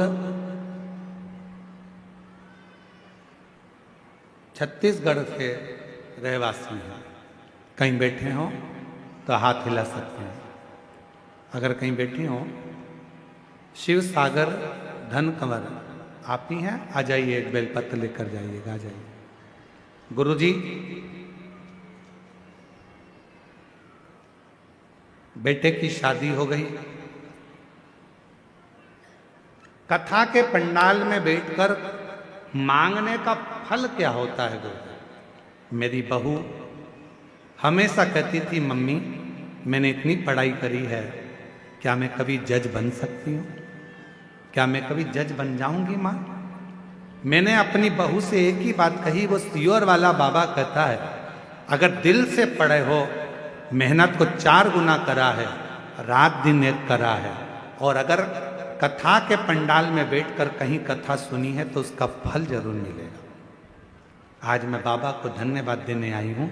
मेरी बहू ने भी आपकी कथा पंडाल में बैठकर श्रवण करी, खूब मेहनत करी, और आज बाबा की कृपा से मेरी बहू जज बन गई। मैं बाबा को यहाँ धन्यवाद देने के लिए, आज मेरी बहू जज बन गई। गुरुदेव, विश्वास नहीं था किसी को भी कि ये जज बनेगी, पर आज बाबा की कृपा से शिव महापुराण की कथा क्या देती है, पंडाल में बैठकर कथा सुनने का फल क्या है, पंडाल में कथा सुनने का क्या फल है, आज मैं छाती ठोक कर कहती हूँ कि मेरा बाबा खाली नहीं भेजता है। गुरुदेव, जज भी बनी, बाबा की कृपा से बेटा भी हो गया, ये शिव कृपा। एक पत्र और है, मैं गंगाबाई तारमा ठाकुर, ग्राम जुंगेरा, जिला बालोद, छत्तीसगढ़ की रहने वाली हूँ। कहीं बैठे हो तो हाथ हिला सकती हैं। मैं गंगाबाई ग्राम ठाकुर, ग्राम जुंगेरा, जिला बालोद, छत्तीसगढ़ की रहवासी हूँ। कहीं बैठी हो तो हाथ हिला सकती हैं। आप ही हैं, आ जाइए, एक बेलपत्र लेकर जाइए, आ जाइए। गुरुदेव, मेरी पुत्री कविता ठाकुर, जो कि सालों से सरकारी नौकरी की तैयारी कर रही थी, परंतु सफलता नहीं हो पा रही थी, मेरी पुत्री ने सुना कि पंडित प्रदीप मिश्रा जी कहते हैं शिव महापुराण कथा में कि शिवालय में जाएं, शिव को 1 लोटा जल चढ़ाएं। गुरुजी, मेरी बेटी ने जल चढ़ाना प्रारंभ करा, और जुंगेरा घर के पास में ही शंकर जी की कथा हो रही थी आपकी, वहीं पर कथा सुनने के लिए भी गई। पंडाल में बैठकर 2023 में बाबा से प्रार्थना करी, और बाबा की ऐसी कृपा हुई गुरुदेव, 1 लोटा जल, सारी समस्या का हल।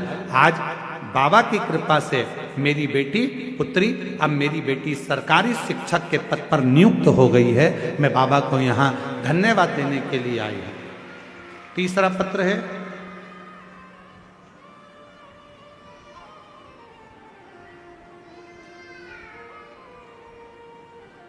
मैं संतोष कुमार साहू, कहीं बैठे हैं संतोष जी? कहीं बैठे हो तो हाथ हिला सकते हैं। आप ही हैं, आ जाइए, बेलपत्र ले जाइए। मैं संतोष कुमार साहू, नगर पंचायत, ये भखारा है? भवारा, भखारा, कुरुद जिले से धमतरी का निवासी हूँ। गुरुदेव, मेरी बेटी गरिमा साहू 2021 से नीट की परीक्षा की तैयारी कर रही थी। उसका परीक्षा में दिलाई, लेकिन कुछ नंबर उससे रह जाती थी। मैं बड़ी दुखी हुई, मेरी बेटी को भी बड़ा दुख हुआ। तब मेरी बेटी से मैंने मंदिर जाने को कहा। एक लोटा जल चढ़ाती, मंदिर जाती, सुबह 5 बजे से सफाई करती मंदिर की। 4 साल से मंदिर में झाड़ू पोछा लगा रही है और बाबा से प्रार्थना कर रही है। आज मैं बाबा को धन्यवाद देने के लिए आई हूं कि मेरी बेटी जो हिम्मत हार चुकी थी, मैंने उस बेटी से कहा, सियोर वाला बाबा कहता है खूब मेहनत कर, 4 गुना पढ़ाई कर, और आज बाबा की कृपा से मेरी बेटी नीट में सिलेक्ट हो गई और 2025 में दुर्ग मेडिकल कॉलेज में उसका चयन हो गया। वो MBBS की पढ़ाई कर रही है, डॉक्टर बन रही है। मैं बाबा को यहाँ धन्यवाद देने के लिए आई हूँ। ये शिव है, इसको शंकर का। क्यों भटके हम? आ जाओ। क्यों जहां तहां जाएं हम? बाबा की महादेव नमन चरणों में, महादेव नमन चरणों में स्वीकार किया बहु जज बनी है, एक बार जोरदार ताली बजाकर स्वागत करिए। है मेरा भी उद्धार कीजिए, उद्धार कीजिए। शिव कृपा है, जज भी बन गई। बाबा ने 10 वर्ष के लाला भी दे दिया, छोटे बेटे के घर भी लाला दे दिया, और कह रहे हैं 5 पंडाल की कथा सुनकर बाबा से प्रार्थना करी थी, सब तूने कर दिया। बहू को जज भी बना दिया, बेटे का काम धंधा भी हो गया, पुत्र भी हो गया, सब हो गया, कथा और दे दे। तो बाबा ने 2027 में बता रहे हैं कथा भी मिल गई है, शिव की कृपा। ये शिव, आ जाइए। शरणों में तेरे बाबा जी, पावन है चारों धाम। शरणों में बेटी कई सालों से मेहनत कर रही थी और सरकारी नौकरी से उसने सोच लिया था लगेगी नहीं, पर माँ ने कहा कि तुम मेहनत कर, पंडाल में बैठकर एक कथा सुन। वहां की मिट्टी को लेकर बेटी चली गई, उसी का पार्थिव लिंग पूजन करा और बाबा की कृपा से उच्च शिक्षक पद में नियुक्त हुई है। एक बार जोरदार ताली बजाएं, बेटी शिक्षिका बनी। तेरे बाबा जी, पावन है चारों धाम। तेरी देव करते वंदना, पूजे सीतारा, हो जाए। पूरी का हमारा निवेदन है आप भी बाबा से कथा के पंडाल में बैठकर दिल से जो मांगते हो मेरा बाबा देता जरूर है। बस निवेदन है जब कथा सुनने के लिए आओ, इतना समय निकाल कर आना कि आरती हो, आरती पूरी होने के बाद वहाँ की मिट्टी को नमन कर कर, अपने मस्तक चढ़ाकर प्रणाम कर कर, कथा स्थल को नमन कर कर, प्रार्थना कर कर जरूर जाना कि बाबा मेरी गोदी में भी खुशियाँ प्रदान करना, मेरी भी झोली भर। हो जाए पूरी कामना, हो जाए पूरी कामना। आपकी बेटी डॉक्टर बन रही है, MBBS कर रही है, नीट सिलेक्ट किया है। एक बार जोरदार ताली बजाकर स्वागत करिए। सबका किया है मेरा भी उद्धार कीजिए, उद्धार कीजिए। जोरदार ताली बजाओ, बेटी डॉक्टर बन रही है, MBBS कर रही है। हे त्रिशूलधारी, हे त्रिपुंडधारी, हे त्रिशूलधारी। हृदय से जो कहा जाए मेरे बाबा को, मेरे भोलेनाथ को, मेरे शंभू को, मेरे त्रिकालदर्शी को, मेरे कैलाशी को, मेरे अविनाशी को, मेरे भोलेनाथ, मेरे महाकाल राजा को तुम्हारा धन, तुम्हारा वैभव, तुम्हारा सत्ता नहीं चाहिए। मेरे शंकर को तो केवल एक लोटा जल सारी समस्या का, केवल जल। तुम्हारे गांव में शंकर जी का मंदिर? कहते हैं शिव महापुराण के कुमार खंड में लिखा है, जिस नगर में, जिस क्षेत्र में, जिस कॉलोनी में, जिस सोसाइटी में, जिस गांव में, जिस नगर में शंकर भगवान का शिवलिंग नहीं होता है, जिस गांव में शंकर का कोई मंदिर, कोई शिवलिंग नहीं होता है, उस गांव की, उस शहर की, उस कॉलोनी की, उस सोसाइटी की कभी उन्नति नहीं होती है। अगर आप अपने गांव को, अपने शहर को श्रेष्ठ बनाना चाहते हो तो एक शंकर भगवान का शिवलिंग जरूर स्थापित करो और उस पे एक लोटा जल सब गांव गांव में शंकर होना। और हमारा निवेदन है, जिसको शिवलिंग ना मिले, सीहोर आओ, कुबेरेश्वर धाम से निशुल्क आपको शिवलिंग और नंदी प्रदान किया जाएगा, आप लेकर जाओ और स्थापना। शिव के बिना सब सब सब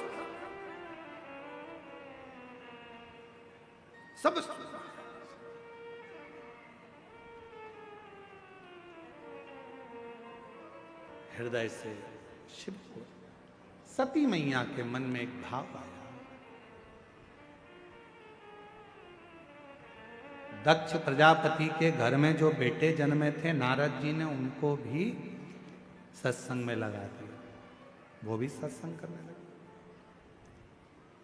दक्ष प्रजापति को बड़ा गुस्सा आया, मेरे बेटों को तुमने सत्संग में लगा दिया।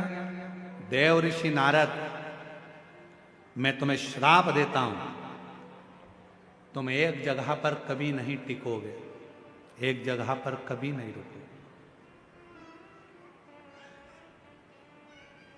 किसी किसी को श्राप लगा होता है, एक जगह पे टिकता ही नहीं, किसी किसी। किसी ने पूछा, क्यों गुरुजी कथा में सारे देवता आते हैं? हाँ, सब आते हैं। हाँ, तो क्या नारद जी भी आते हैं? हाँ, तो हम कैसे पहचानेंगे कि कथा में नारद जी आए? हमने कहा जो बार बार जाए, फिर आए, फिर जाए, फिर आए, फिर जाए, फिर आए, समझ लेना है इसमें नारद भरा गया। नारद को अलग से ढूंढने थोड़े न जाओगे, नारद फिर जाएगा, फिर आएगा, फिर जाएगा, फिर आएगा, फिर कोई काम, फिर गया, फिर आया, फिर गया, फिर आया, समझ। तो उसको पहचान जाओ तो सिर पे पल्लू लेके उसके पांव पड़ लो, नारद तेरे हाथ जोड़ूं, बैठ जा। तेरे हाथ जोड़ती, पांव पड़ती, बैठ जा। कहाँ इधर उधर भटक रहा, क्यों भटकना?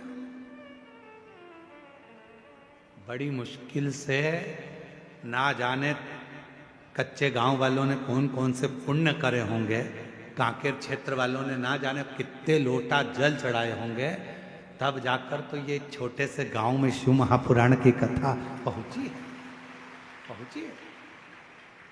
और मेरी जीजियों, तुमको देखकर मेरे बाबा पर मुझे आश्चर्य होता है कि मेरे बाबा, शिव महापुराण की कथा में वर्णन आता है कि शंकर की कथा में वही जाता है जिसको भोलेनाथ जी कुछ देना चाहते हैं, वो पहुंचता।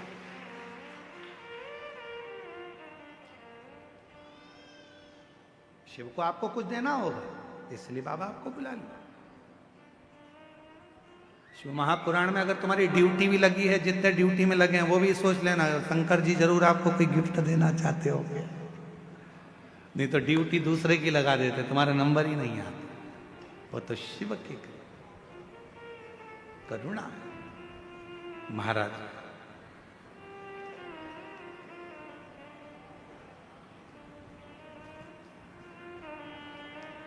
श्राप दिया नारद जी को। दक्ष प्रजापति ने मां जगतजननी दुर्गा भवानी की आराधना करना प्रारंभ करी। मां प्रसन्न होकर सामने आ गई। दक्ष, मांग तुझे क्या चाहिए? दक्ष प्रजापति ने कहा, मां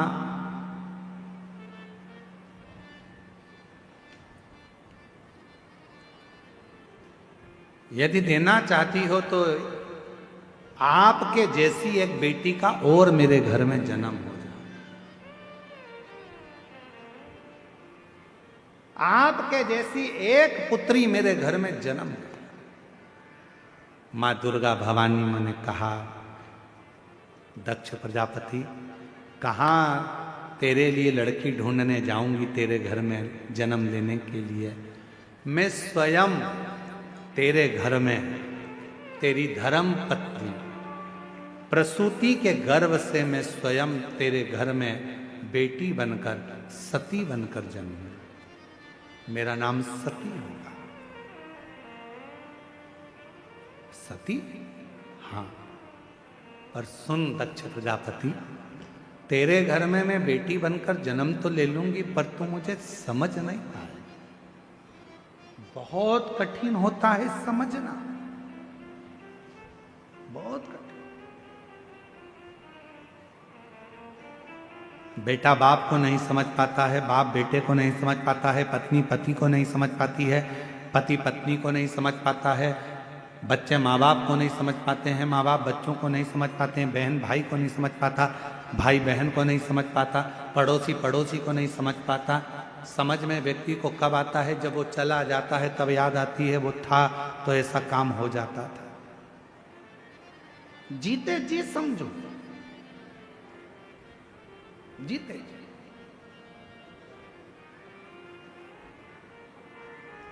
समझ नहीं रहे।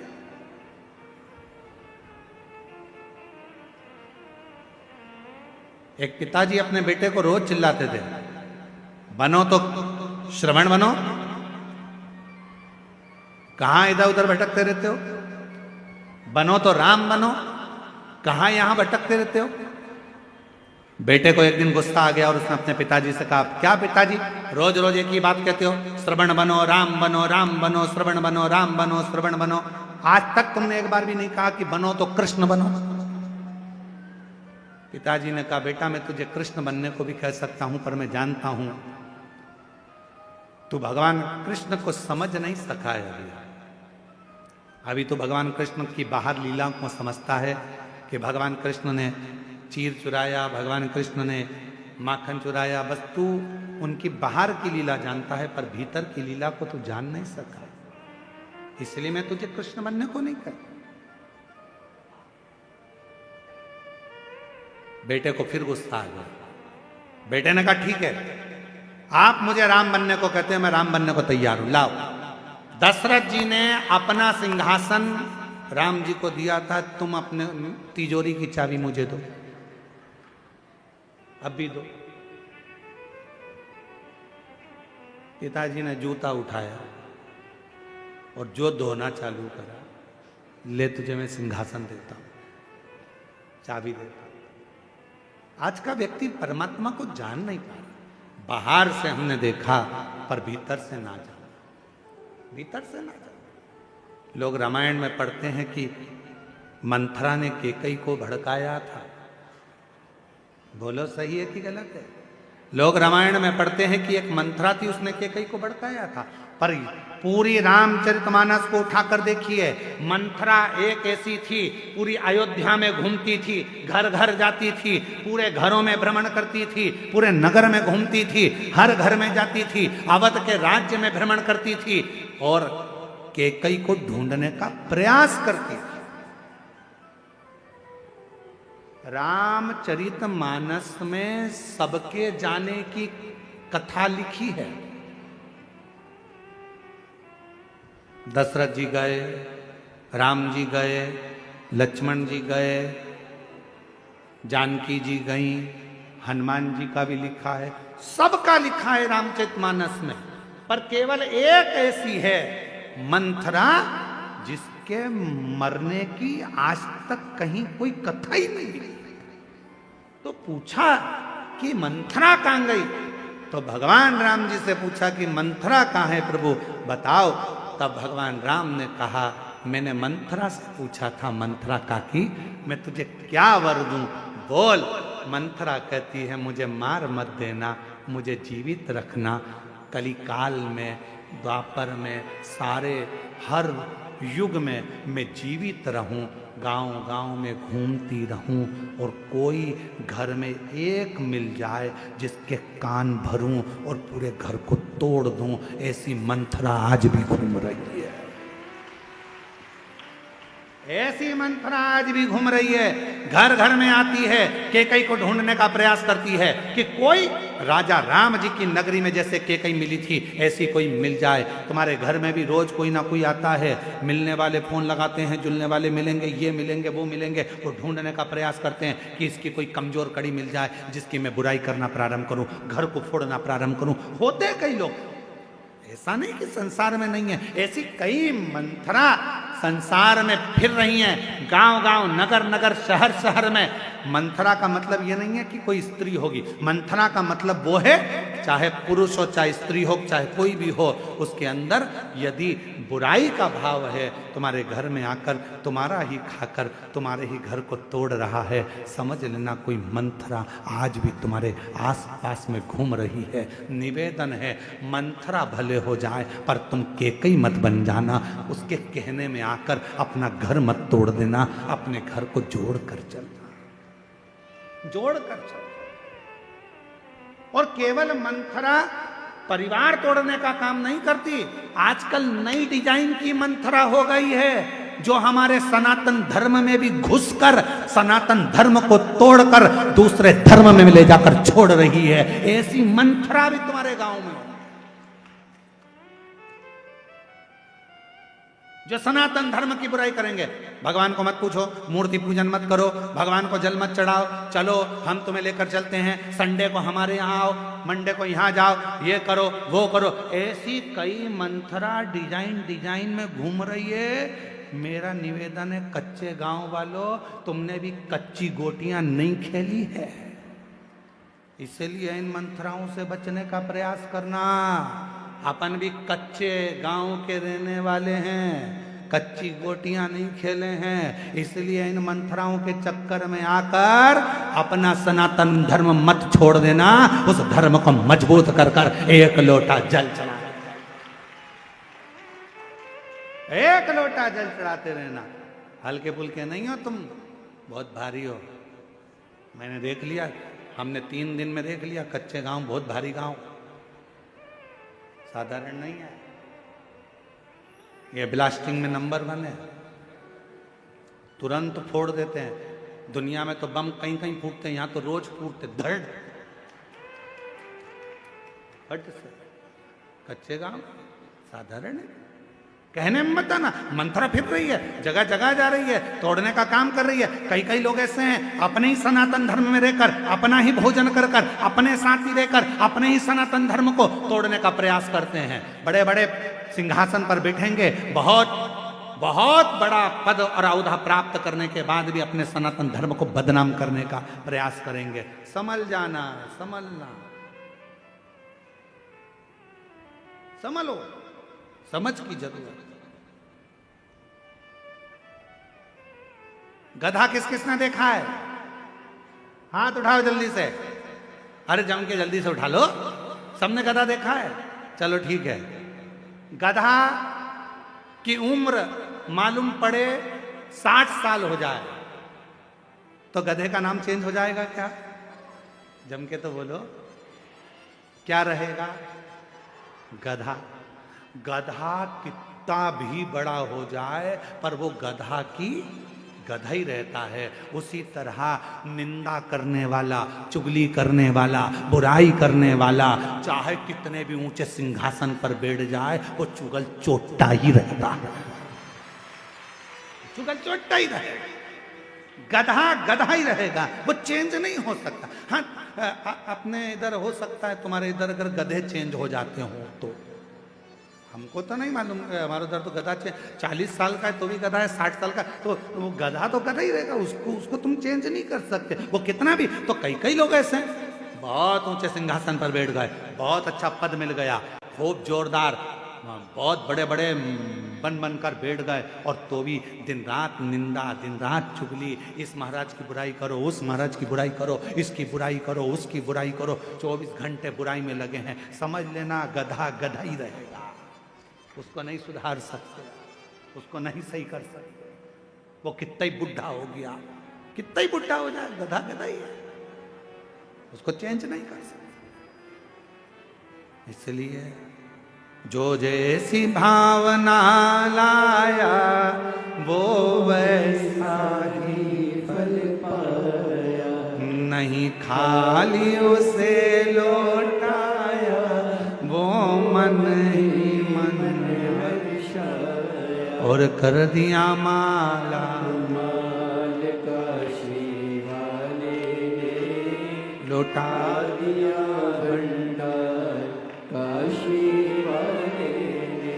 इसलिए समझे, दक्ष प्रजापति तेरे घर में मैं स्वयं जन्म लूंगी, पर तू मुझे पहचान नहीं पाएगा, तू मुझे जान नहीं सकेगा, तू मुझे जान नहीं सकता।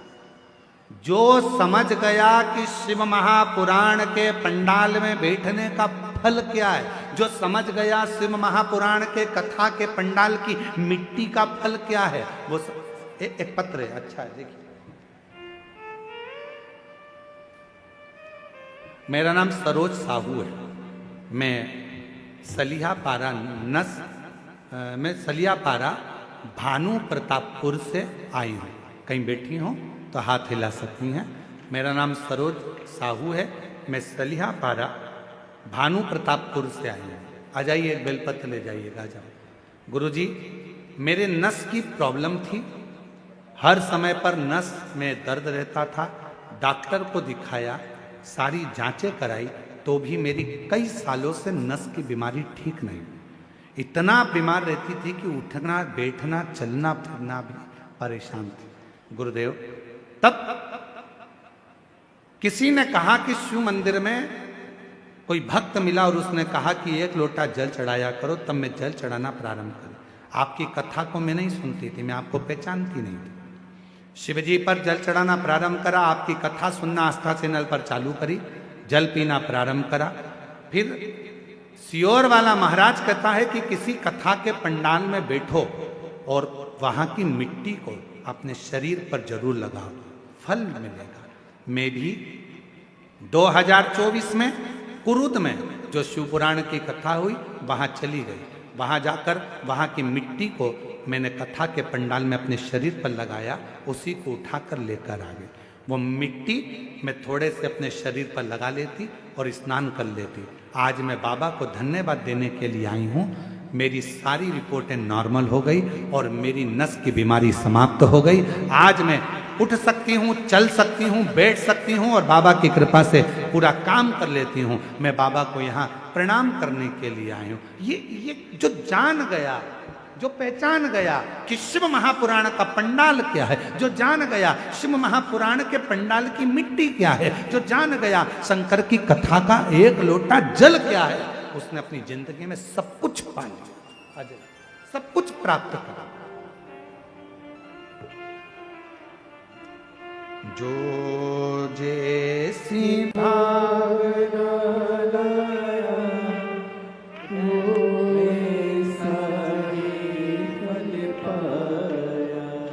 नहीं खाली उसे लौटाया, वो मन ही मन हर्षाया। और कर दिया माला।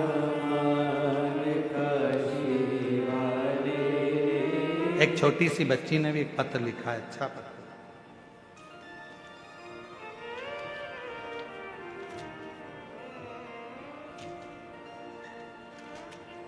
अरे लुटा दिया भंडार काशी वाले,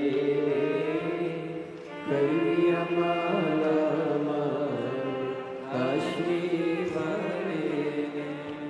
मेरा नाम अनन्या निषाद, सिंगारपुर जिला बालोद छत्तीसगढ़ से आई है। कहीं बैठी हो तो हाथ हिलाइएगा। आप ही हैं बेटा? आजा, दौड़ कर आजा, आ जाओ जल्दी से, आजा, दौड़ कर आजा, आजा जल्दी आ। इसी को भेज दो, इसी को भेज दो, जी जी इसी को भेज दो। हाँ आन दो, आजा आजा, दौड़ कर आजा। अकेली ना आएगी, चलो मम्मी के साथ आजा, आ जाओ। मेरा नाम अनन्या निषाद है, मैं सिंगापुर बोलने वाला था। सिंगारपुर जिला बालोद छत्तीसगढ़ से आई हूँ। 10 वर्ष की मेरी आयु है। गुरुदेव, 2018 से मेरी मम्मी आपकी कथा सुनती है। मेरी माँ कहती है सीहोर वाला बाबा जो बोलता है वो पूरा होता है। मैंने भी आप पर भरोसा कर कर जैसा आप कहते हो वैसे मंदिर जाती हूँ। मेरा छोटा भाई है वो भी मंदिर जाता है। गुरुदेव, हम जो जो बाबा से कहते हैं बाबा सब दे देता है। आज बाबा को हम प्रणाम करने के लिए आए हैं, बाबा को नमन करने के लिए आए हैं। गुरुदेव, शंकर भगवान मेरे दोस्त भी हैं, मेरे पिता भी हैं और मेरे भाई भी हैं। मैं शिव को सब मानता हूं। शंकर शंकर है, शिव शिव है। एक भाव, एक विश्वास, एक भरोसा, एक दृढ़ता जीव को सुख देता। जीव और वो भरोसा यदि है तो शिव कृपा जरूर कर, जरूर। हमारे दिनेश साहू जी हाले कोसा वाले, वो कहीं बैठे हैं, तो उन्होंने जब पहली कथा हाले कोसा में कराई थी साहू जी ने, तो कहा था गुरुजी कथा कैसे होगी। तो हम दिनेश साहू जी से बोले थे कि कथा तुम नहीं करा रहे हो, कथा कराने वाला तो स्वयं देवाधिदेव महादेव है। आप तो केवल एक पूर्ण भरोसे के साथ शिव पर भरोसा कर कर कथा की तैयारी करो। कराने वाला देवाधिदेव महादेव पूर्ण कराए। और आज बाबा की ऐसी कृपा हुई कि हाले कोसा में दिनेश साहू जी ने 2 कथा करवाई। ये शिव की उड़ान। एक बार जोरदार ताली बजाओ उनके लिए भी।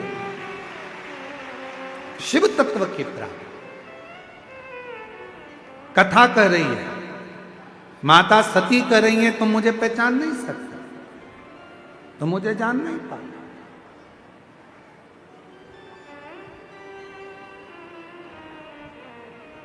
तुम मुझे जान नहीं पाते। और वही हुआ, सती माता का विवाह भगवान देवाधिदेव महादेव से हो गया। पर समझ नहीं, आखिरी में सती माता दक्ष प्रजापति के यज्ञशाला में, यज्ञ कुंड के नजदीक में अपने प्राणों को त्याग दिया।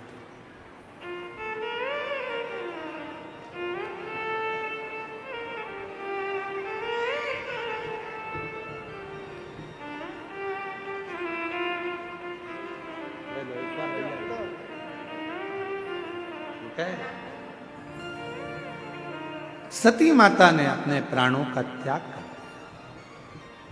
हिमालय राज के घर में माता सती का जन्म, प्रागट्य हो। मैनावती के गर्भ से मां सती प्रकट हो। कितना कितना कितना कितना पूरे हिमालय राज की नगरी में उत्सव मनाया गया। उत्सव, लोगों के घर में बेटा जन्म लेता है तो उत्सव मनाते हैं, पर हिमालय राज के घर में बेटी का जन्म हुआ तो उत्सव मनाते। क्यों? बेटा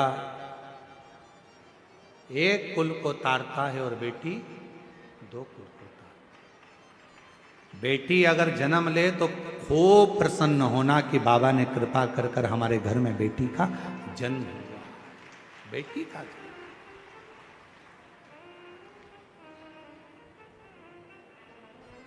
एक रिसर्च में निकला था, माँ जब बेटे को जन्म देती है तो उसकी उम्र थोड़ी कम हो जाती है।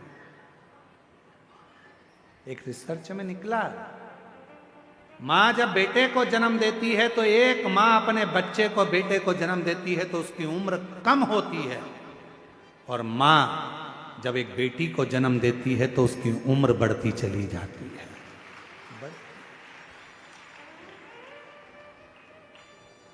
बेटी जन्म लेती है तो माता पिता को सुख प्रदान करना प्रारंभ कर देती है, सुख देना। पर ना जाने कहाँ की रीति है, लोग बेटी का जन्म होता है तो आंखों में आंसू भर आता है, रोने लगते हैं, बेटी हो गई, बेटी हो गई, बेटी हो गई। अरे भाई प्रसन्न हो, खुश हो, बेटी आई है, हमारे दो कुलों को पार लगा देगी, तार देगी। और मेरा बेटियों से भी निवेदन है कि प्रयास करना, माता पिता आपको खूब पढ़ाएं, खूब उन्नति कराएं, खूब अच्छे कॉलेज भेजें, स्कूल भेजें, पर मेरा बेटियों से निवेदन है आप अपने माता पिता को कन्यादान का मौका जरूर देना, अपने माता पिता से कन्यादान जरूर, भटकना नहीं। जरा सा गाड़ी देखकर, जरा सा धन देखकर, ज्यादा किसी की बॉडी शॉडी देखकर, सुंदर स्वरूप देखकर इधर उधर भटकना नहीं। अपने ही माता पिता जहां चाहें, माता पिता जहां बोलें, वहां मंगल विवाह करो। कन्यादान का मौका अपने माँ बाप को जरूर जरूर। लोग तो चाहते हैं कि आप अपने पथ से हटें, लोग चाहते हैं कि आप अपना पथ छोड़ें, पर उसको छोड़ना। शिव कथा कहती है मां पार्वती जी का मंगल विवाह शिव जी के साथ हो रहा है। बड़े आनंद के साथ मां पार्वती भगवान शंकर जी के साथ मंगल विवाह कर रही हैं, पधार रहे हैं शिव पार्वती। जोरदार ताली बजाइए। बड़े आनंद के साथ माता पार्वती जी भगवान शंकर जी के गले में जयमाला पिना रही हैं। जोरदार ताली बजाकर स्वागत करिए। भगवान देवाधिदेव महादेव माता पार्वती जी के गले में जयमाला पिना रहे हैं। जोरदार ताली बजाइए। 7 दिसंबर से 13 दिसंबर तक कितम दंतेवाड़ा छत्तीसगढ़ में शिव महापुराण की कथा, मां दंतेश्वरी शिव महापुराण की कथा हो रही है। सारे छत्तीसगढ़ वासियों से और आसपास के क्षेत्र वासियों से निवेदन है, इस कथा का लाभ लेकर अपने जीवन को धन्य बनाएं। 7 से 13 दिसंबर तक वो कथा रहेगी। दिसंबर के महीने में गीतम छत्तीसगढ़, दंतेवाड़ा जिला, कृषि मंडी चौक, 2 बजे से 5 बजे तक वो कथा का लाभ लेकर अपने जीवन को धन्य बनाएं। और ये कथा जो ग्राम कच्चे गांव में चल रही है 2 बजे से 5 बजे तक, आज कथा का तृतीय दिवस यहाँ हुआ, कल कथा का चौथा दिवस यहाँ रहेगा। हर हर